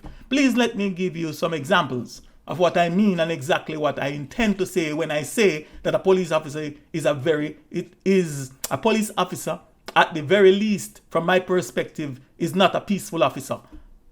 Our police officer is not an officer of peace. And even if I were to only trust my own intelligence, trust my own basic activated common sense, and my own physical sense of sight, then whenever or wherever I see a police equal force officer, under no circumstances could I honestly say that I am seeing or that I am looking at an officer of peace or a man or a woman of peace. I'm looking at a man or a woman of peace. But the evidence has shown, and the evidence will no doubt continue to show, that I am looking at an officer of war, or a man or a woman that is trained, ready and prepared for war, trained, ready and prepared for combat. For how can I, or how could I sensibly, logically, and honestly look at a man or a woman that is suited up, or more correctly, armored up with bulletproof vests, sometimes bulletproof helmet, equipment that are commonly carried on their belts, which includes handcuff, police equal force radios, baton, handheld protection devices such as pepper spray, firearms, including handguns and ammunition, taser, flashlights, batteries, gloves, pens, pencils, keys, multi-tool, window punch, and not even to mention a vicious and angry force dog, a vicious and angry police force dog, etc. How in the name of activated common sense, let alone in the name of goodness, honesty, integrity, and truth, can I, or could I, the Mystic Philosopher, look at someone dressed like that and say, there goes a man of peace? But I will have more to say on this point later. Come on, my people. We have to stop kidding and fooling ourselves. Even if they're gonna kill us, at the very least, we die knowing who and what kill us and knowing who and what they are. One definition of the word peace, according to the Google search dictionary, is, and I quote, freedom from disturbance. 1, freedom from disturbance. 2, tranquility, unquote. Another word for tranquility is the word calm. When I, the Mystic Philosopher, think of a man or a woman of peace, the person that comes to my mind, or the image that is conjured up in my mind, is one of a man that is calm, one of a man that is not jumpy, one of a man that is not suspicious of everyone, one of a man, one that is not looking for trouble or war, one of a man that and woman that is in total control of him or herself or him or her emotions. When I think of peace, I think of a human that is free from anger, free from hate, free from bigotry, free from revenge, free from cockiness, free from crookedness, free from pride and deception, etc., etc., etc. When I, the mystic philosopher, think of a man or a woman of peace, I think of a human that is not threatening to me and one that don't feel threatened by me. I think of a human that I am not afraid of, or one that I should have no logical reason to be afraid of. I think of a human that will under no circumstances would cause me mental, physical, emotional, psychological stress or any harm whatsoever. When I, the mystic philosopher, think of a peaceful man or a peaceful woman, I think of someone that I can wholeheartedly trust. I think of someone that I can and someone that I could easily express myself without having to worry about my words being maliciously used against me to cause me harm. When I, the mystic philosopher, think of a peaceful man or woman, a peaceful woman, I think of someone that will not and would not, under any circumstances, deliberately lie to me or lie on me, try to use words of trickery in order to con me, then to convict me and to have me condemned to who knows what. When I, the mystic philosopher, think of a man or a woman of peace, I think of one that I can only feel safe being around. I think of one that I cannot only feel safe being around, but one that I know that I am safe around when they are around, and feel safe when they too are around or when they come around. And definitely not one definitely not one that will try and set me up in order to have harm done to me for standing up and speaking up against that which is wrong and immoral and evil, you name it.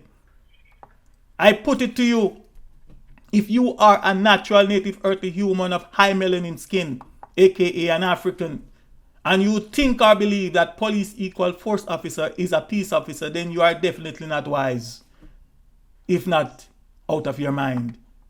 However, if or when there is chaos, disorder, and disturbance within the government system and order of things, the police equal force officer will most certainly bring about tranquility and possible total silence by only what they know and what they are trained to do and to use and what they are possessed and charged with and possessed and charged by, and that is force equal police. If you are a natural native earthly human of high melanin / carbon skin complexion, aka an African, and you think that police equal force officers possess all the above mentioned qualities that I have just mentioned, then you are either stupid or being intellectually dishonest to the max, and you yourself should not be trusted and cannot be trusted. And just for your information, some, if not all of these things that I am telling you, a lot of police equal force officers did not know. And some of them are hearing this for the first time. However, a lot of them, if not all of them, would never admit to this fact. A police equal force officer is not a love officer or a loving officer. A police officer, equal force officer, is not there to tell or teach you or teach us, the civilians, the subjects, the citizens, the commoners, etc., how to love your wife, how to love your spouse or your children, how to love your family, or how to love your neighbors, you love yourself. We better know that before the police equal force officers comes or before they are called. And they won't give you or give us a chance to start learning how to love or to start loving them, meaning our family, our friends, and our loved one, once you have already broken the law by hurting them. A police officer, equal force officer, is not a counselor. A police officer, equal force officer, is not here or there to counsel you or to counsel us on how not to break the law. His or her job is to punish you or to punish us for breaking the law. Again, please don't tell me that you didn't know that police equal force officer can punish you or can punish us for breaking the law. As I said earlier, that I did not make this up. And to prove that I did not make it up, here, let me again quote from Black's Law Dictionary. And I quote, police, as you know, mean force, is the function of that branch of the administrative machinery of government which is charged with the preservation of public order and tranquility, the promotion of public health, safety and morals, and the prevention, detection, and hear this now, and punishment of crimes. Unquote. But please stay tuned because I will still have much more to say in this point a bit later. A police officer equal force officer is not a gentle officer, a kind officer. A police officer means, for police means force, and force means police, and force does not mean gentle or kind. And force is not gentle or kind either, and neither is police. And regardless of how some police equal force officer may look in their appearance, please know now this, that a police equal force officer is not a weak or wimpy officer. And please know and be reminded that whenever or wherever you see a police equal force officer, that you are literally seeing and literally looking at the government, the real force equal police.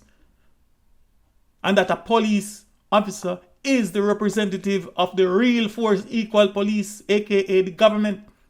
But more on this point again later. If or when you experience any form of gentleness, kindness, or any other form of natural, native, earthly human attitudes and virtues, qualities emanating from a police equal force officer, you must know that it is not policing that is being manifest, but that it may be part of his or her own own natural, native, earthly humanity that is bleeding through his or her regimental police equal force law enforcement training, power, and position, or they may be temporarily abiding by some of their police or policing code of conduct, but still be not deceived. A police officer is a force officer and knows only force, and he or she is all about force. And from my perspective, that is one of the reasons why I think that it is a very terrible, fearful and dreadful thing to be followed by a police equal force officer.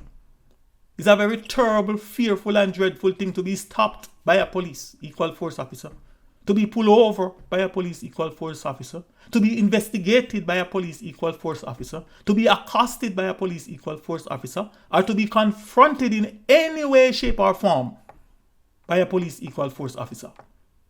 From my perspective, that is the reasons why it is a very terrible, fearful and dreadful thing having to encounter a police equal force officer, having to being questioned, harassed, interrogated.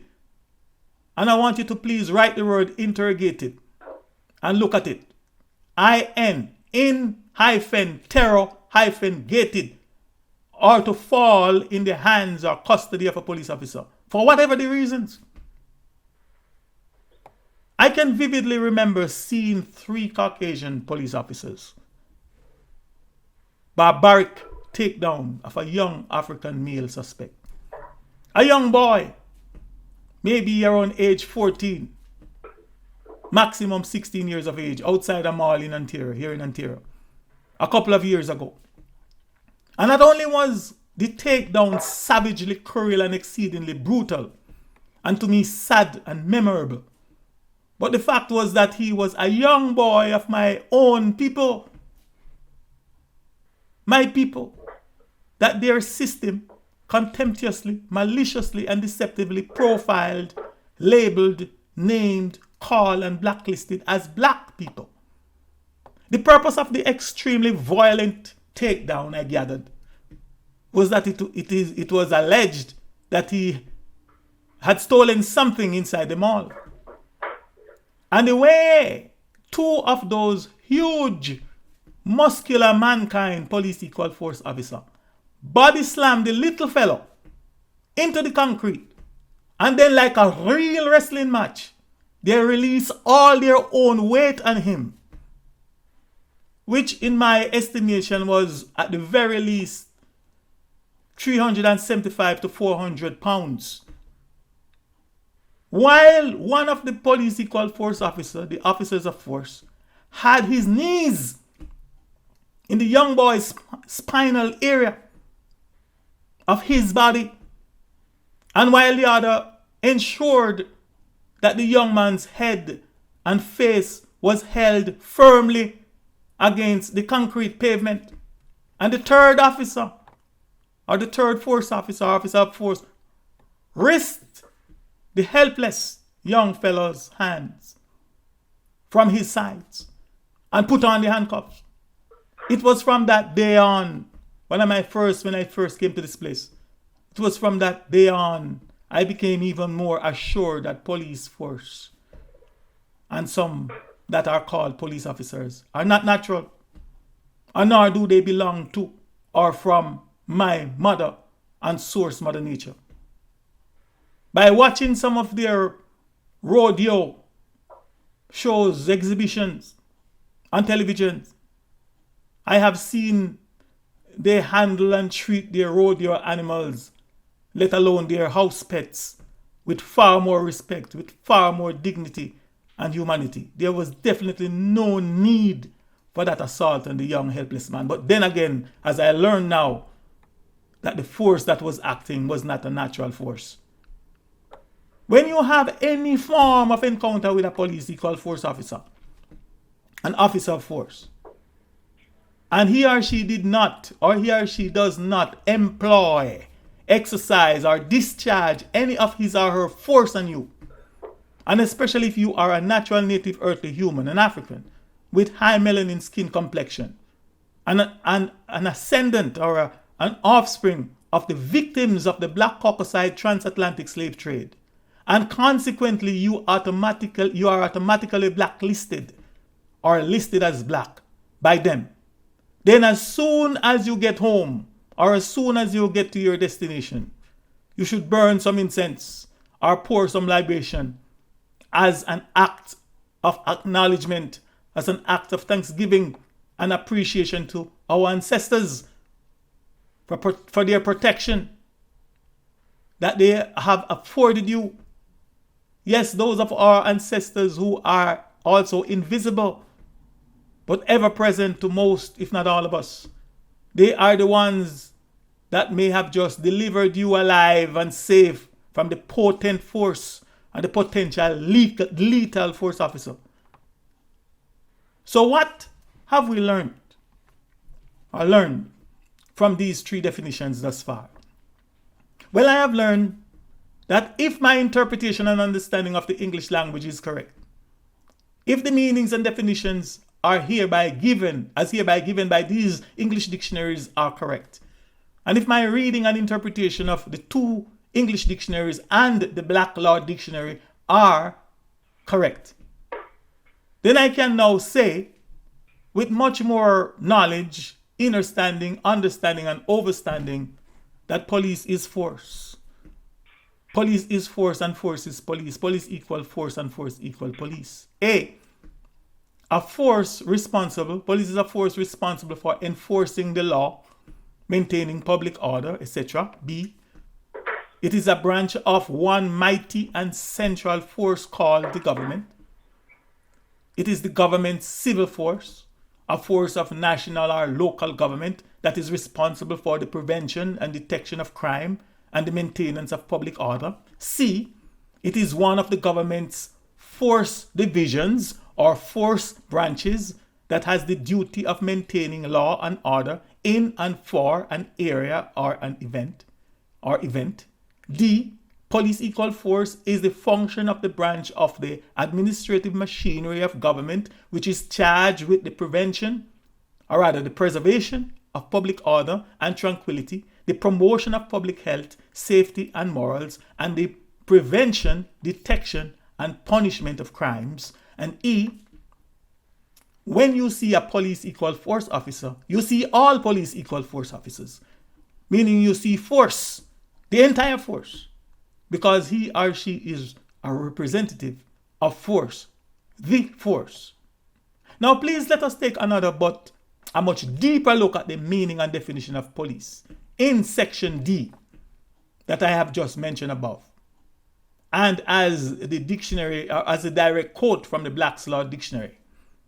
And if my interpretation of this is in any way correct, and I most certainly think that it is, then what it is saying and what we must hereby understand is that police equal force officers are not only charged with the preservation of public order and tranquility by using what they are, which is force, the promotion of public health, safety and morals by using what they are, which is force, but they are also charged with the prevention, detection, and punishment of crimes by using what they are, which is force. Therefore, if this is correct,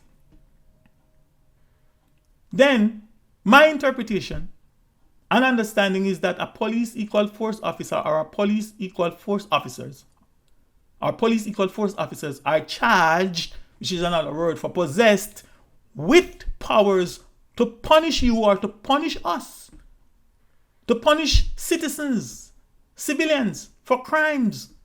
In other words, he or she, a police officer, could well be our judge, our jury, prosecutor, and executioner.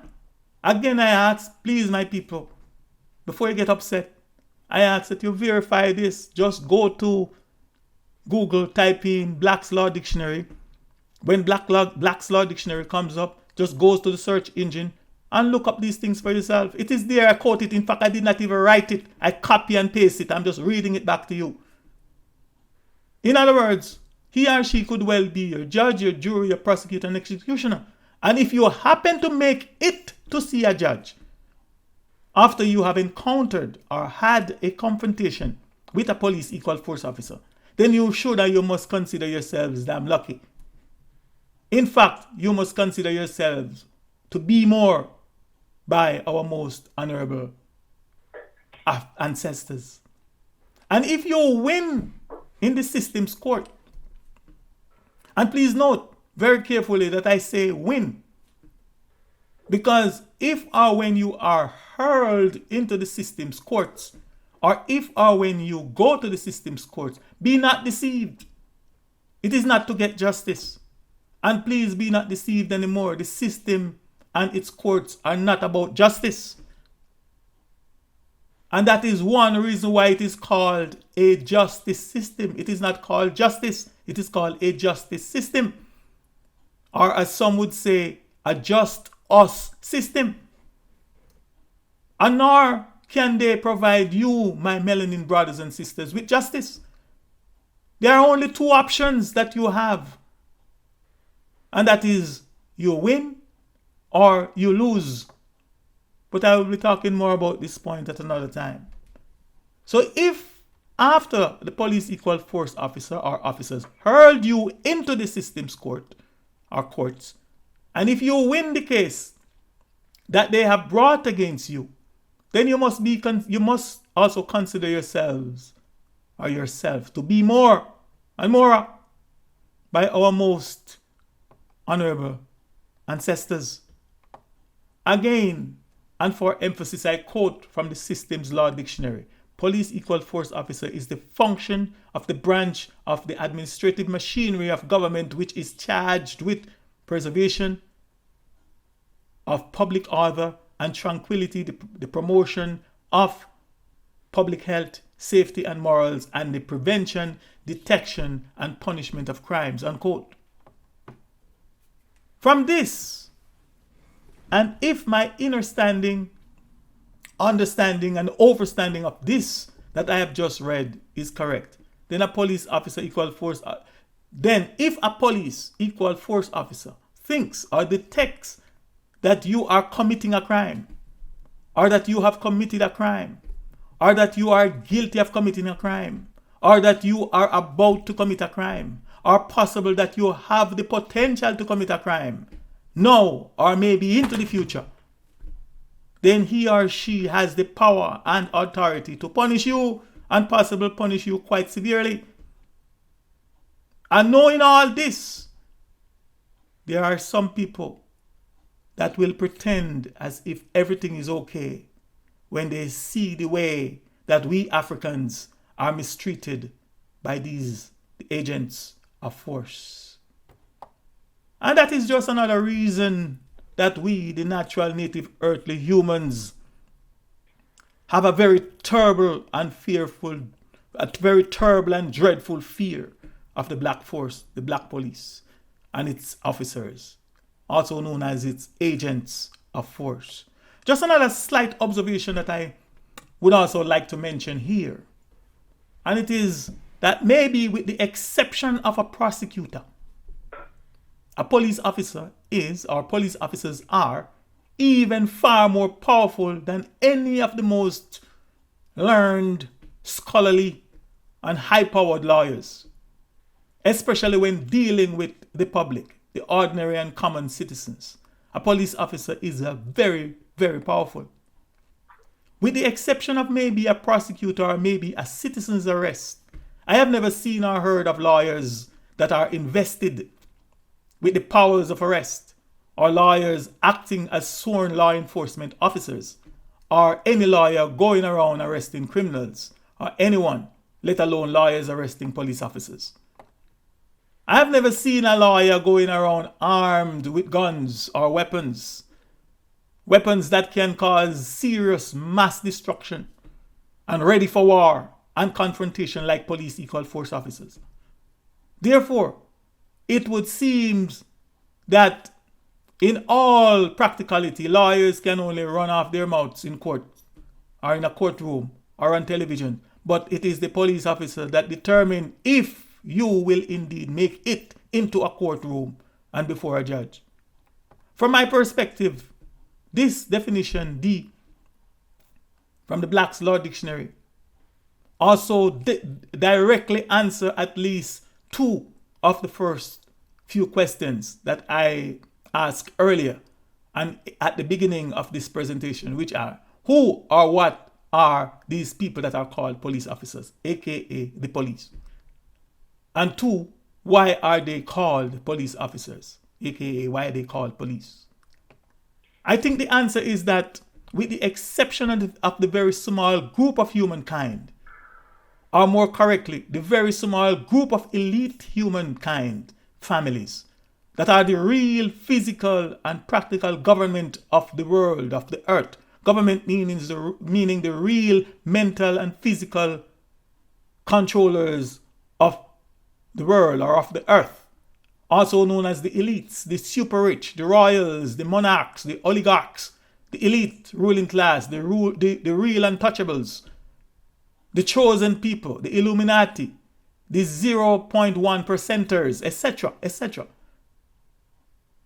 that are themselves elected, selected, hand-picked, mind-picked, brain-picked, race-picked, trained, and are empowered with force by the head chief of force, the COF, also known as the head chief of police, COP, and the head chief of the world's government, namely Satan the devil, the alien interplanetary invader, to sit atop Satan's religio-political pyramid twin system and rule and govern and enslave all the peoples of the earth, all the peoples of the world, with through and by its essence, the force equal the police, aka police officers, force officers, and officers of force.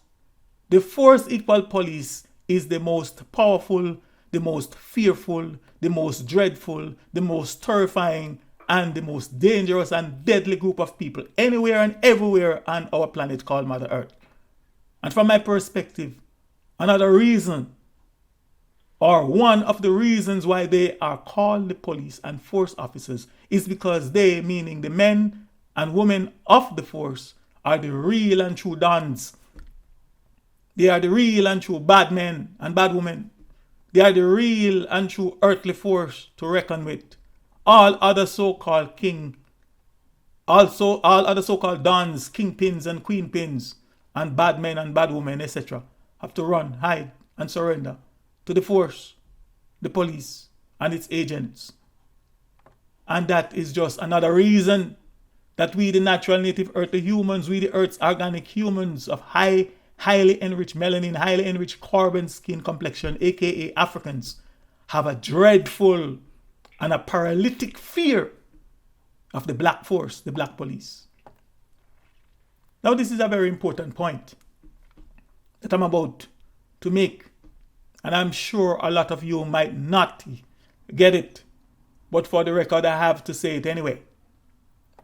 Please note that nowhere in any of the meanings and the definitions of the word police, the word force, the word officer, and the phrase police officer are even in the history of the creation of what is now called the modern police force and the defined functions of the police and police officers that I have personally searched, seen, and read in both English dictionaries, the English etymology dictionary, the English law dictionaries online, and the Police Act thus far explicitly states word for word that I could copy and paste or quote verbatim any of the following statements. 1. Police officer are the employees of the citizens of a government, country, state, or community. Again, let me repeat that. Police officer, nowhere is it written that police officers are the employees of the citizens. And the citizens are of the government, the subjects of the government, country, state, or community. 2. Police officers are hired, trained, and empowered by the citizens of the government, country, state, or community, etc., to serve them. Them meaning the citizens. 3. Police is to serve and protect, or police is to protect and serve. 4. Officer is to serve and protect, or officer is to protect and serve. 5. Police officers are to serve and protect, or police officers are to protect and serve the citizens of a government, country, state, or community, etc. 6. The job of police officers is to serve and protect, or the job of police officers is to protect and serve the citizens of a government, country, state, or community, etc. 7. The functions of police is to serve and protect, or to protect and serve the citizens of a society. And 8. The primary functions of police and its officers are to serve and protect citizens of a society, government, country, state, community, etc. A few years ago, while I can remember hearing one of my favorite Jamaican morning time TV show hosts that I used to listen to just to catch up with what was going on or what is happening in Jamaica, a young woman whose wit, intelligence, outspokenness, and passion for justice for all her fellow Jamaican citizens and people the world over, a young woman who I greatly admired. She made a statement while she was very passionately commenting on what was the preliminary results of a U.S. pathologist autopsy on the body of a 31-year-old Mario Dean, a fellow Jamaican who was most shamefully, savagely, and brutally beaten while in police custody while in Jamaican police custody, allegedly for the possession of a marijuana or a ganja spliff, and who 3 days or so later succumbed to his injuries and to his brutal injuries. The cause of his death, according to the pathologist, was multiple impact blow to his head and brain and compression to his neck or to the neck, which the pathologist deemed a homicide. Now, in her very passionate comments, she said, and I quote, "When you think of police, one of the primary functions of police is to protect citizens of a society," unquote. So here we can see that the notion, the idea, the concept, the statement, and the belief that the primary function, or that one of the primary functions of police officers, aka the police, the force, is to serve and protect, or to protect and serve us all citizens of a society, is one that is very common among almost all peoples and nations of the earth. And if in doubt this fact, I suggest that you just simply turn and ask your closest neighbor this question: what is the primary function of the police or of a police officer? And I can almost guarantee you that the answer will be the same as that of my then Jamaican TV show host. And I quote, "When you think of police, one of the primary functions of police is to protect citizens of a society," unquote.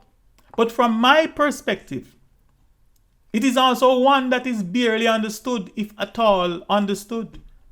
Or it is one of the most misunderstood, misinterpreted, and possible misleading statements by most people, if not by almost all people.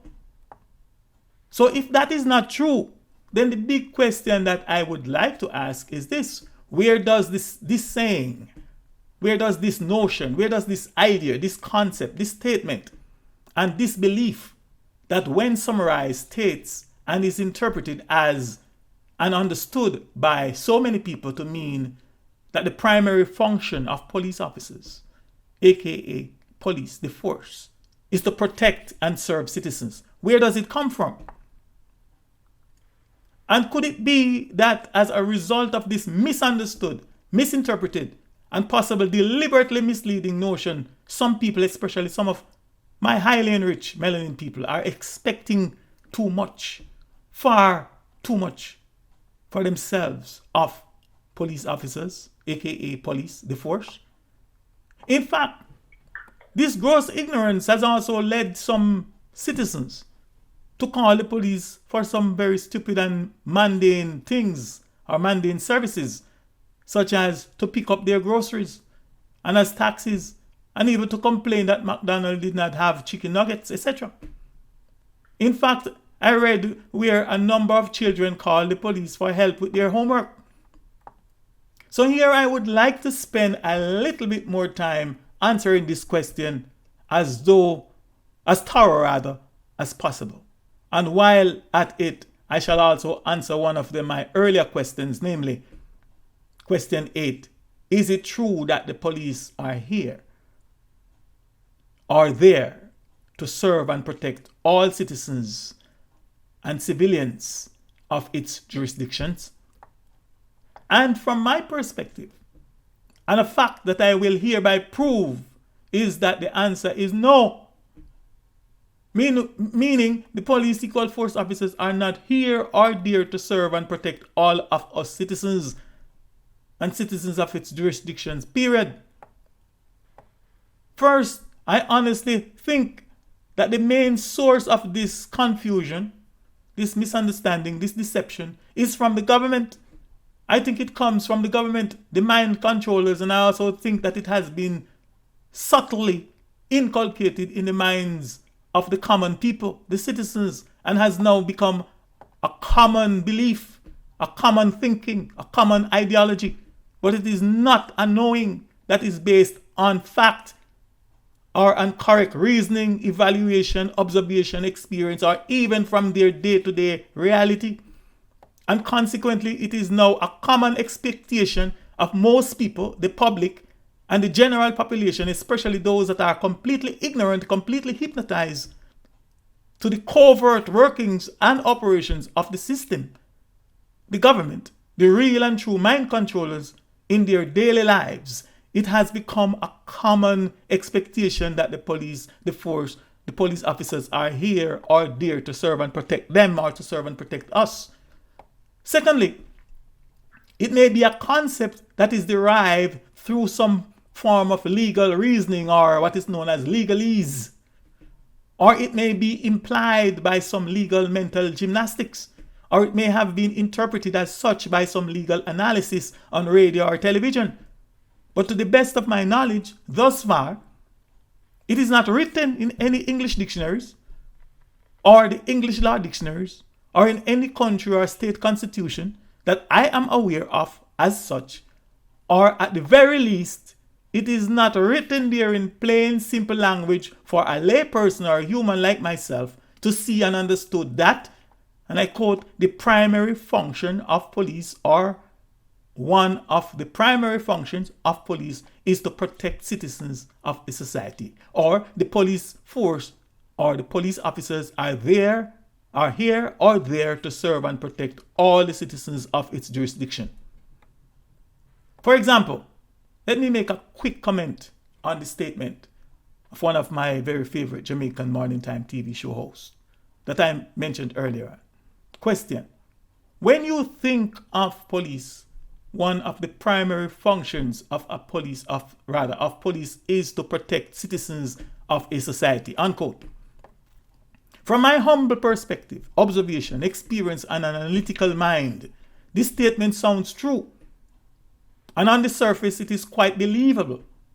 And also, I do understand where she is coming from and why we all, at least at some time, hold that thought to be true. And also why many people today do hold it to be true, or rather to be the truth. The whole truth and nothing but the truth. However, if or when it, along with other factors, are more carefully examined and considered, others like myself may find that it is not completely true, or if at all true. In fact, one may even discover that it is only a common belief that the system, the government, the true mind controllers that I have mentioned earlier, would have us all, their subjects, hold to be true. But in reality, it is not what we may think or what we are thinking. Let us look at the statement again. When you think of police, one of the primary functions of police is to protect citizens of a society, unquote. The truth is that in reality, meaning in our day-to-day life and survival, when most of us people think of police, especially if you are living in North America, and especially if you are named, labeled, called, profiled, or blacklisted by the system, the police, the force, and the society as black, or even worse, if you are named, labeled, called, profiled, carded, and listed, etc., as male black. The thoughts of police are, when you are forced to think of police, the thoughts are not at all pleasant. Neither are our thoughts those of protection or safety, not at all. They are most likely to be thoughts of terror, abuse, injustice, brutality, false imprisonment, harassment, intimidation, setup, false arrest, violence upon our person, and lethal and deadly force being unleashed on us. But at this moment, that is beside the point I am making. And for the record, one of the online dictionaries that I referred while searching for answers some time ago to the question, what are the primary functions of local police, was the very popular online dictionary called dictionary.com. However, one of the 4 answers given I later proved to be in error. if not mistaken, if not misleading? And the answer that was given is, and I quote, the four main functions of the local police is to maintain order and or peacekeeping, and next to serve the people of the community and to gather information and to enforce the law. Now, unquote. Please note that I did not say that I disagree with the meanings and the definition of the word police that was given by dictionary.com. By the way, dictionary.com is, I notice, is a bit phased out now to something else.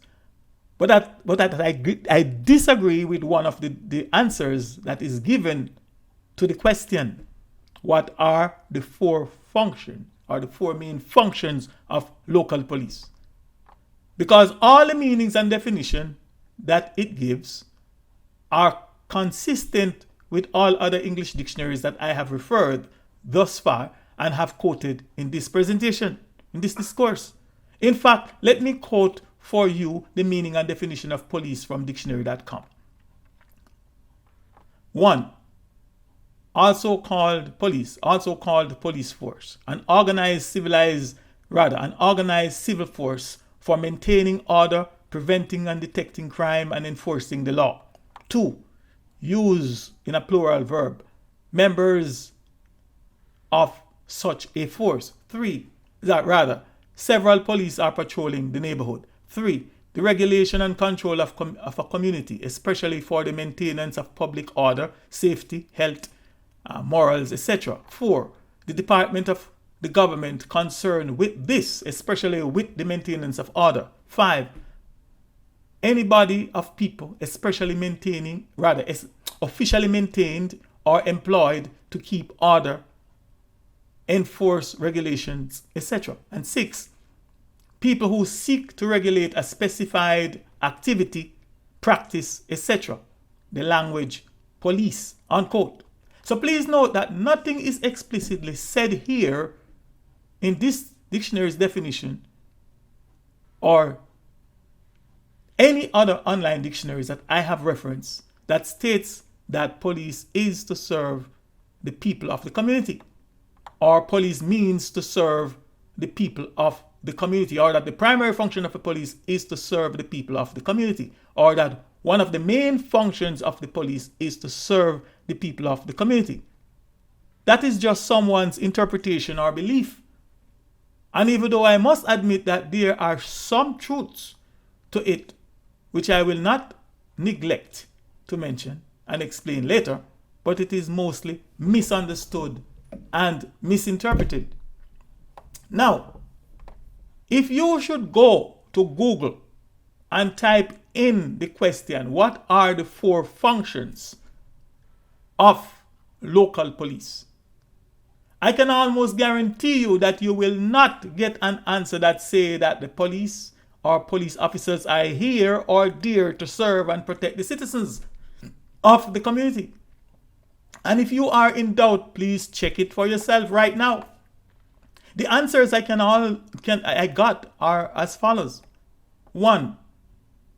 Law enforcement is the group of people tasked with the prevention of crime and apprehension of apprehension of offenders. As part of law enforcement, police officers have 4 major responsibilities: enforcing laws, preventing crimes, responding to emergencies, and providing support services, unquote. Now again, please note that there is no mention of to serve and protect the people of the people of the community, or the citizens, or the people of that community. Under the section titled People Also Ask, and I quote, question 1, what is the role of local police? And the answer given, and I quote, much of local police officers' job, or much of a local police officer's job involves general law enforcement duties on patrol.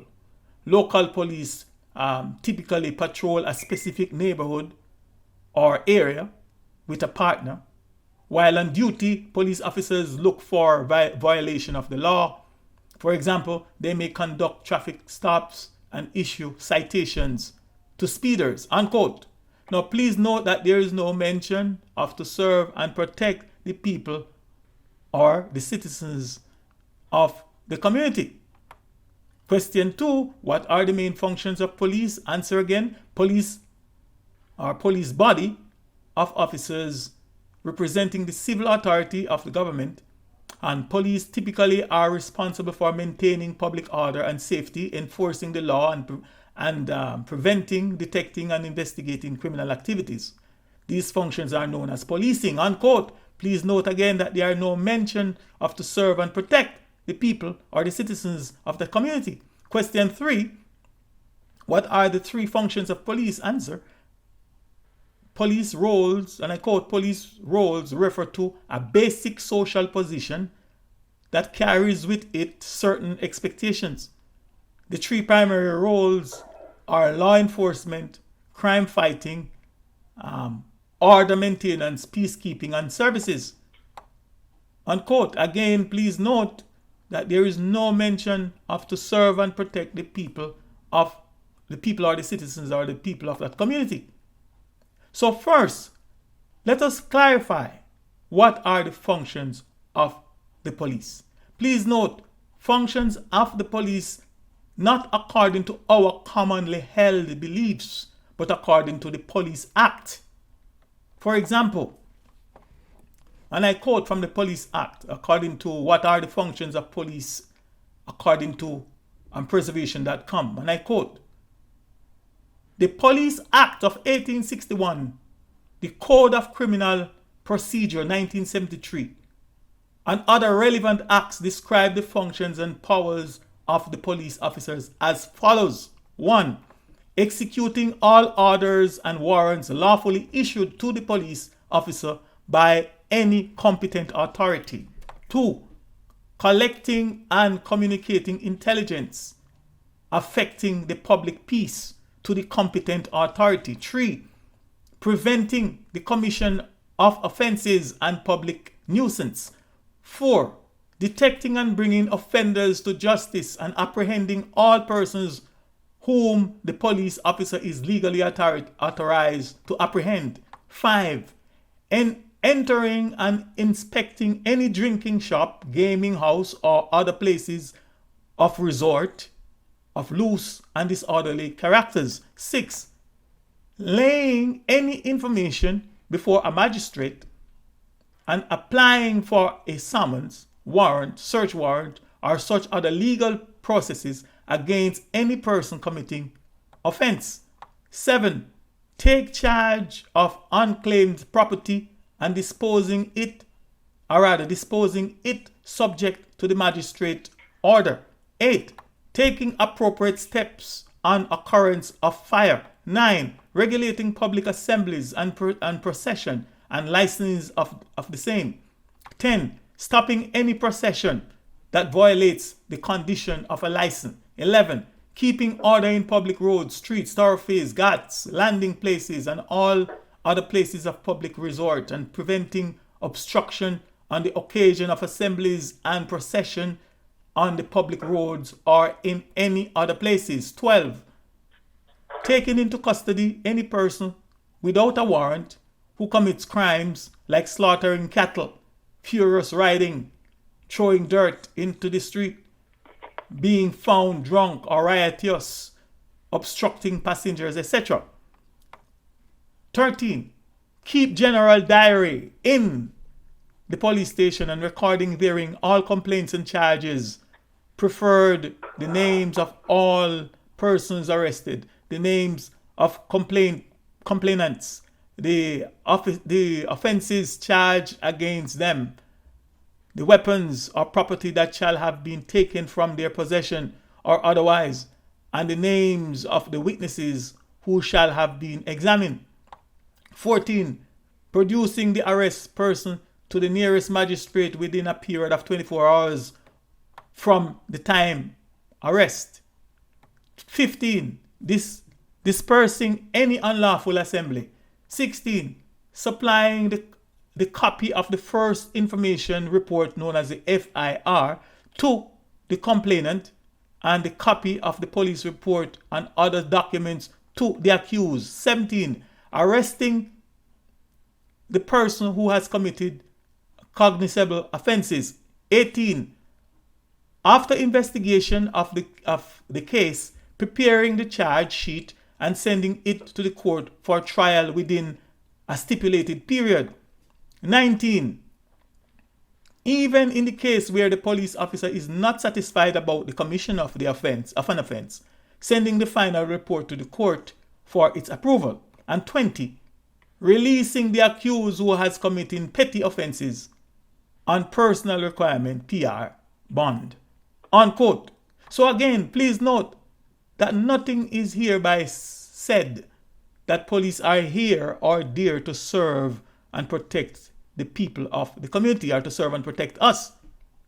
In fact, according to one online etymology dictionary, the first force to be called the police force was the marine force in England, and it was not instituted to serve and protect the people of the community. Quote, the first force so named in England was the marine force, set up in 1798 to protect merchandise and the port of London, unquote. So from this one quote, we can readily see that the implementation and institution of the police equal the force was created to protect merchandise and not the citizens of England. Thus answering the question, why was the police force and why is the police force created? It's to protect merchandise and thus to serve the owners of the merchandise. And to whom does the merchandise belong? To the rich, to the oligarchs, to the ruling class, to the government. From my perspective and understanding, the police equal force officers are not the servants of the citizens of the community. Common sense, let alone our own personal and practical experience, should affirm that it is the citizens, the subjects, who have to obey and answer to the police. And if we should compare the master versus slave, or the authority or the dominant versus the subordinate, as it relates to police versus citizens, government versus subjects, then any reasonable and honest mind must agree that the police is the master and the citizens are the slaves, that the government is the masters and the citizens are the slaves. Now, other than dictionary.com, the closest that I have come to finding what I consider to be the erroneous and misleading idea written somewhere that the police are here or that the police are there to serve and to protect the citizens of its jurisdiction is to discover on the same online dictionary that it is a slogan and not a direct function or law. According to the online dictionary called answers.com, in answering the question, who wrote the slogan to serve and protect? And I quote, in 1955, the LAPD formed a contest to give its police academy a motto. Officer Joseph S. Dorbeck submitted the winning entry, to protect and to serve. In 1963, the city voted to adopt the slogan for the LAPD and so adorned its headquarters building and its radio cars with the slogan. Subsequently, many police departments nationwide have incorporated the venerable saying into their own police oaths of office. However, many invert the order of the words protect and serve, unquote. So as you shall no doubt shortly see, or at the very least by the end of this series of discourses, and as I have shown that the police, the force, are here or there to serve the state. They are here or there to serve the government, to serve the crown, and not us, the subjects, the commoners, the civilians, or the citizens, etc. Or at the very least, certainly not the way how most people, or even some police officers, are led to think and believe. Now I think I've take liberty of your patience long enough, so I will just close off here. This is going to be the end of this series, the end of this presentation or this discourse for today, titled Black, a Mark of Death by Force, and subtitled My Highly Enriched Melanin Carbon Skin Brother Peoples, aka my African people's dreadful fear of the Black Force, the Black Police, all under the banner of redemption from the curse of the Black Spell. And I think this is part 5, and this series is part 3. So again, I thank you very much for giving of your time to be watching or listening all the way to the end of part 3. Please join me here shortly for the continuation in part 4. It's not over yet. In the meantime and between time, I look forward to answering all your email questions as best as I can. Until then, be more. I am the Mystic Philosopher. Ashe, Ashe, Ashe, I say. Back to you, my brother. Yes, my brother. What a teaching. I'm so grateful for you. I thank the Creator for you, informing you in a very special way to teach us and enlighten us. I want to thank everybody in the chat room. I want to thank Sister B.L. Carter. Sister B.L. Carter has a big surprise, so we'll leave it at that. I just want to say that times like this are very important. It's the sharpening of the sword mentally. When you have time to relax, instead of falling asleep in front of the TV and letting it take over your subconscious mind to render you and reduce you to singing jingles the next day, fall asleep to this. Put this on. Doesn't have to be live. If it is, it's wonderful. If you fall asleep listening to the Mystic Philosopher, let it go into your subconscious mind. Nothing here to hurt you, only to empower you. I thank you once again, my brother, and I look forward to the next one. And the ancestors command you to share what is put inside you so brilliantly in this series that we have and beyond. Black, the Mark of Death by Force, part 3. I look forward to part 4, 5, and beyond. And I know that we're all better because of our connection to you. And we're all here to lift each other up on this platform. That's what it's all about. So if you're a degree better than you were yesterday, then I did my job, and our brother, the Mystic Philosopher, did his. Anyway, I'm going to wrap this down. We're going to be back later on. I have no problem showing my face. I just haven't today. I've been multitasking, straightening some things up, doing what I have to do, and I'm the happy recipient of all of your good energy thrown my way as I am stronger than ever before. So the best is yet to come. I'm sorry to disappoint the naysayers, the trolls, the haters, and those shadow workers who throw stones from behind the tree.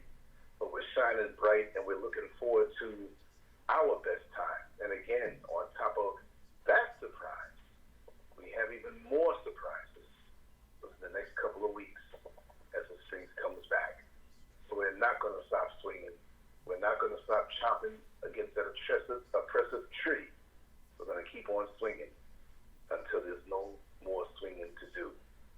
We have a lot of work to do, everyone. Unity is the key. Keeping your ego out of it is the key. Focusing on being long-suffering is the key. But there is no long-suffering.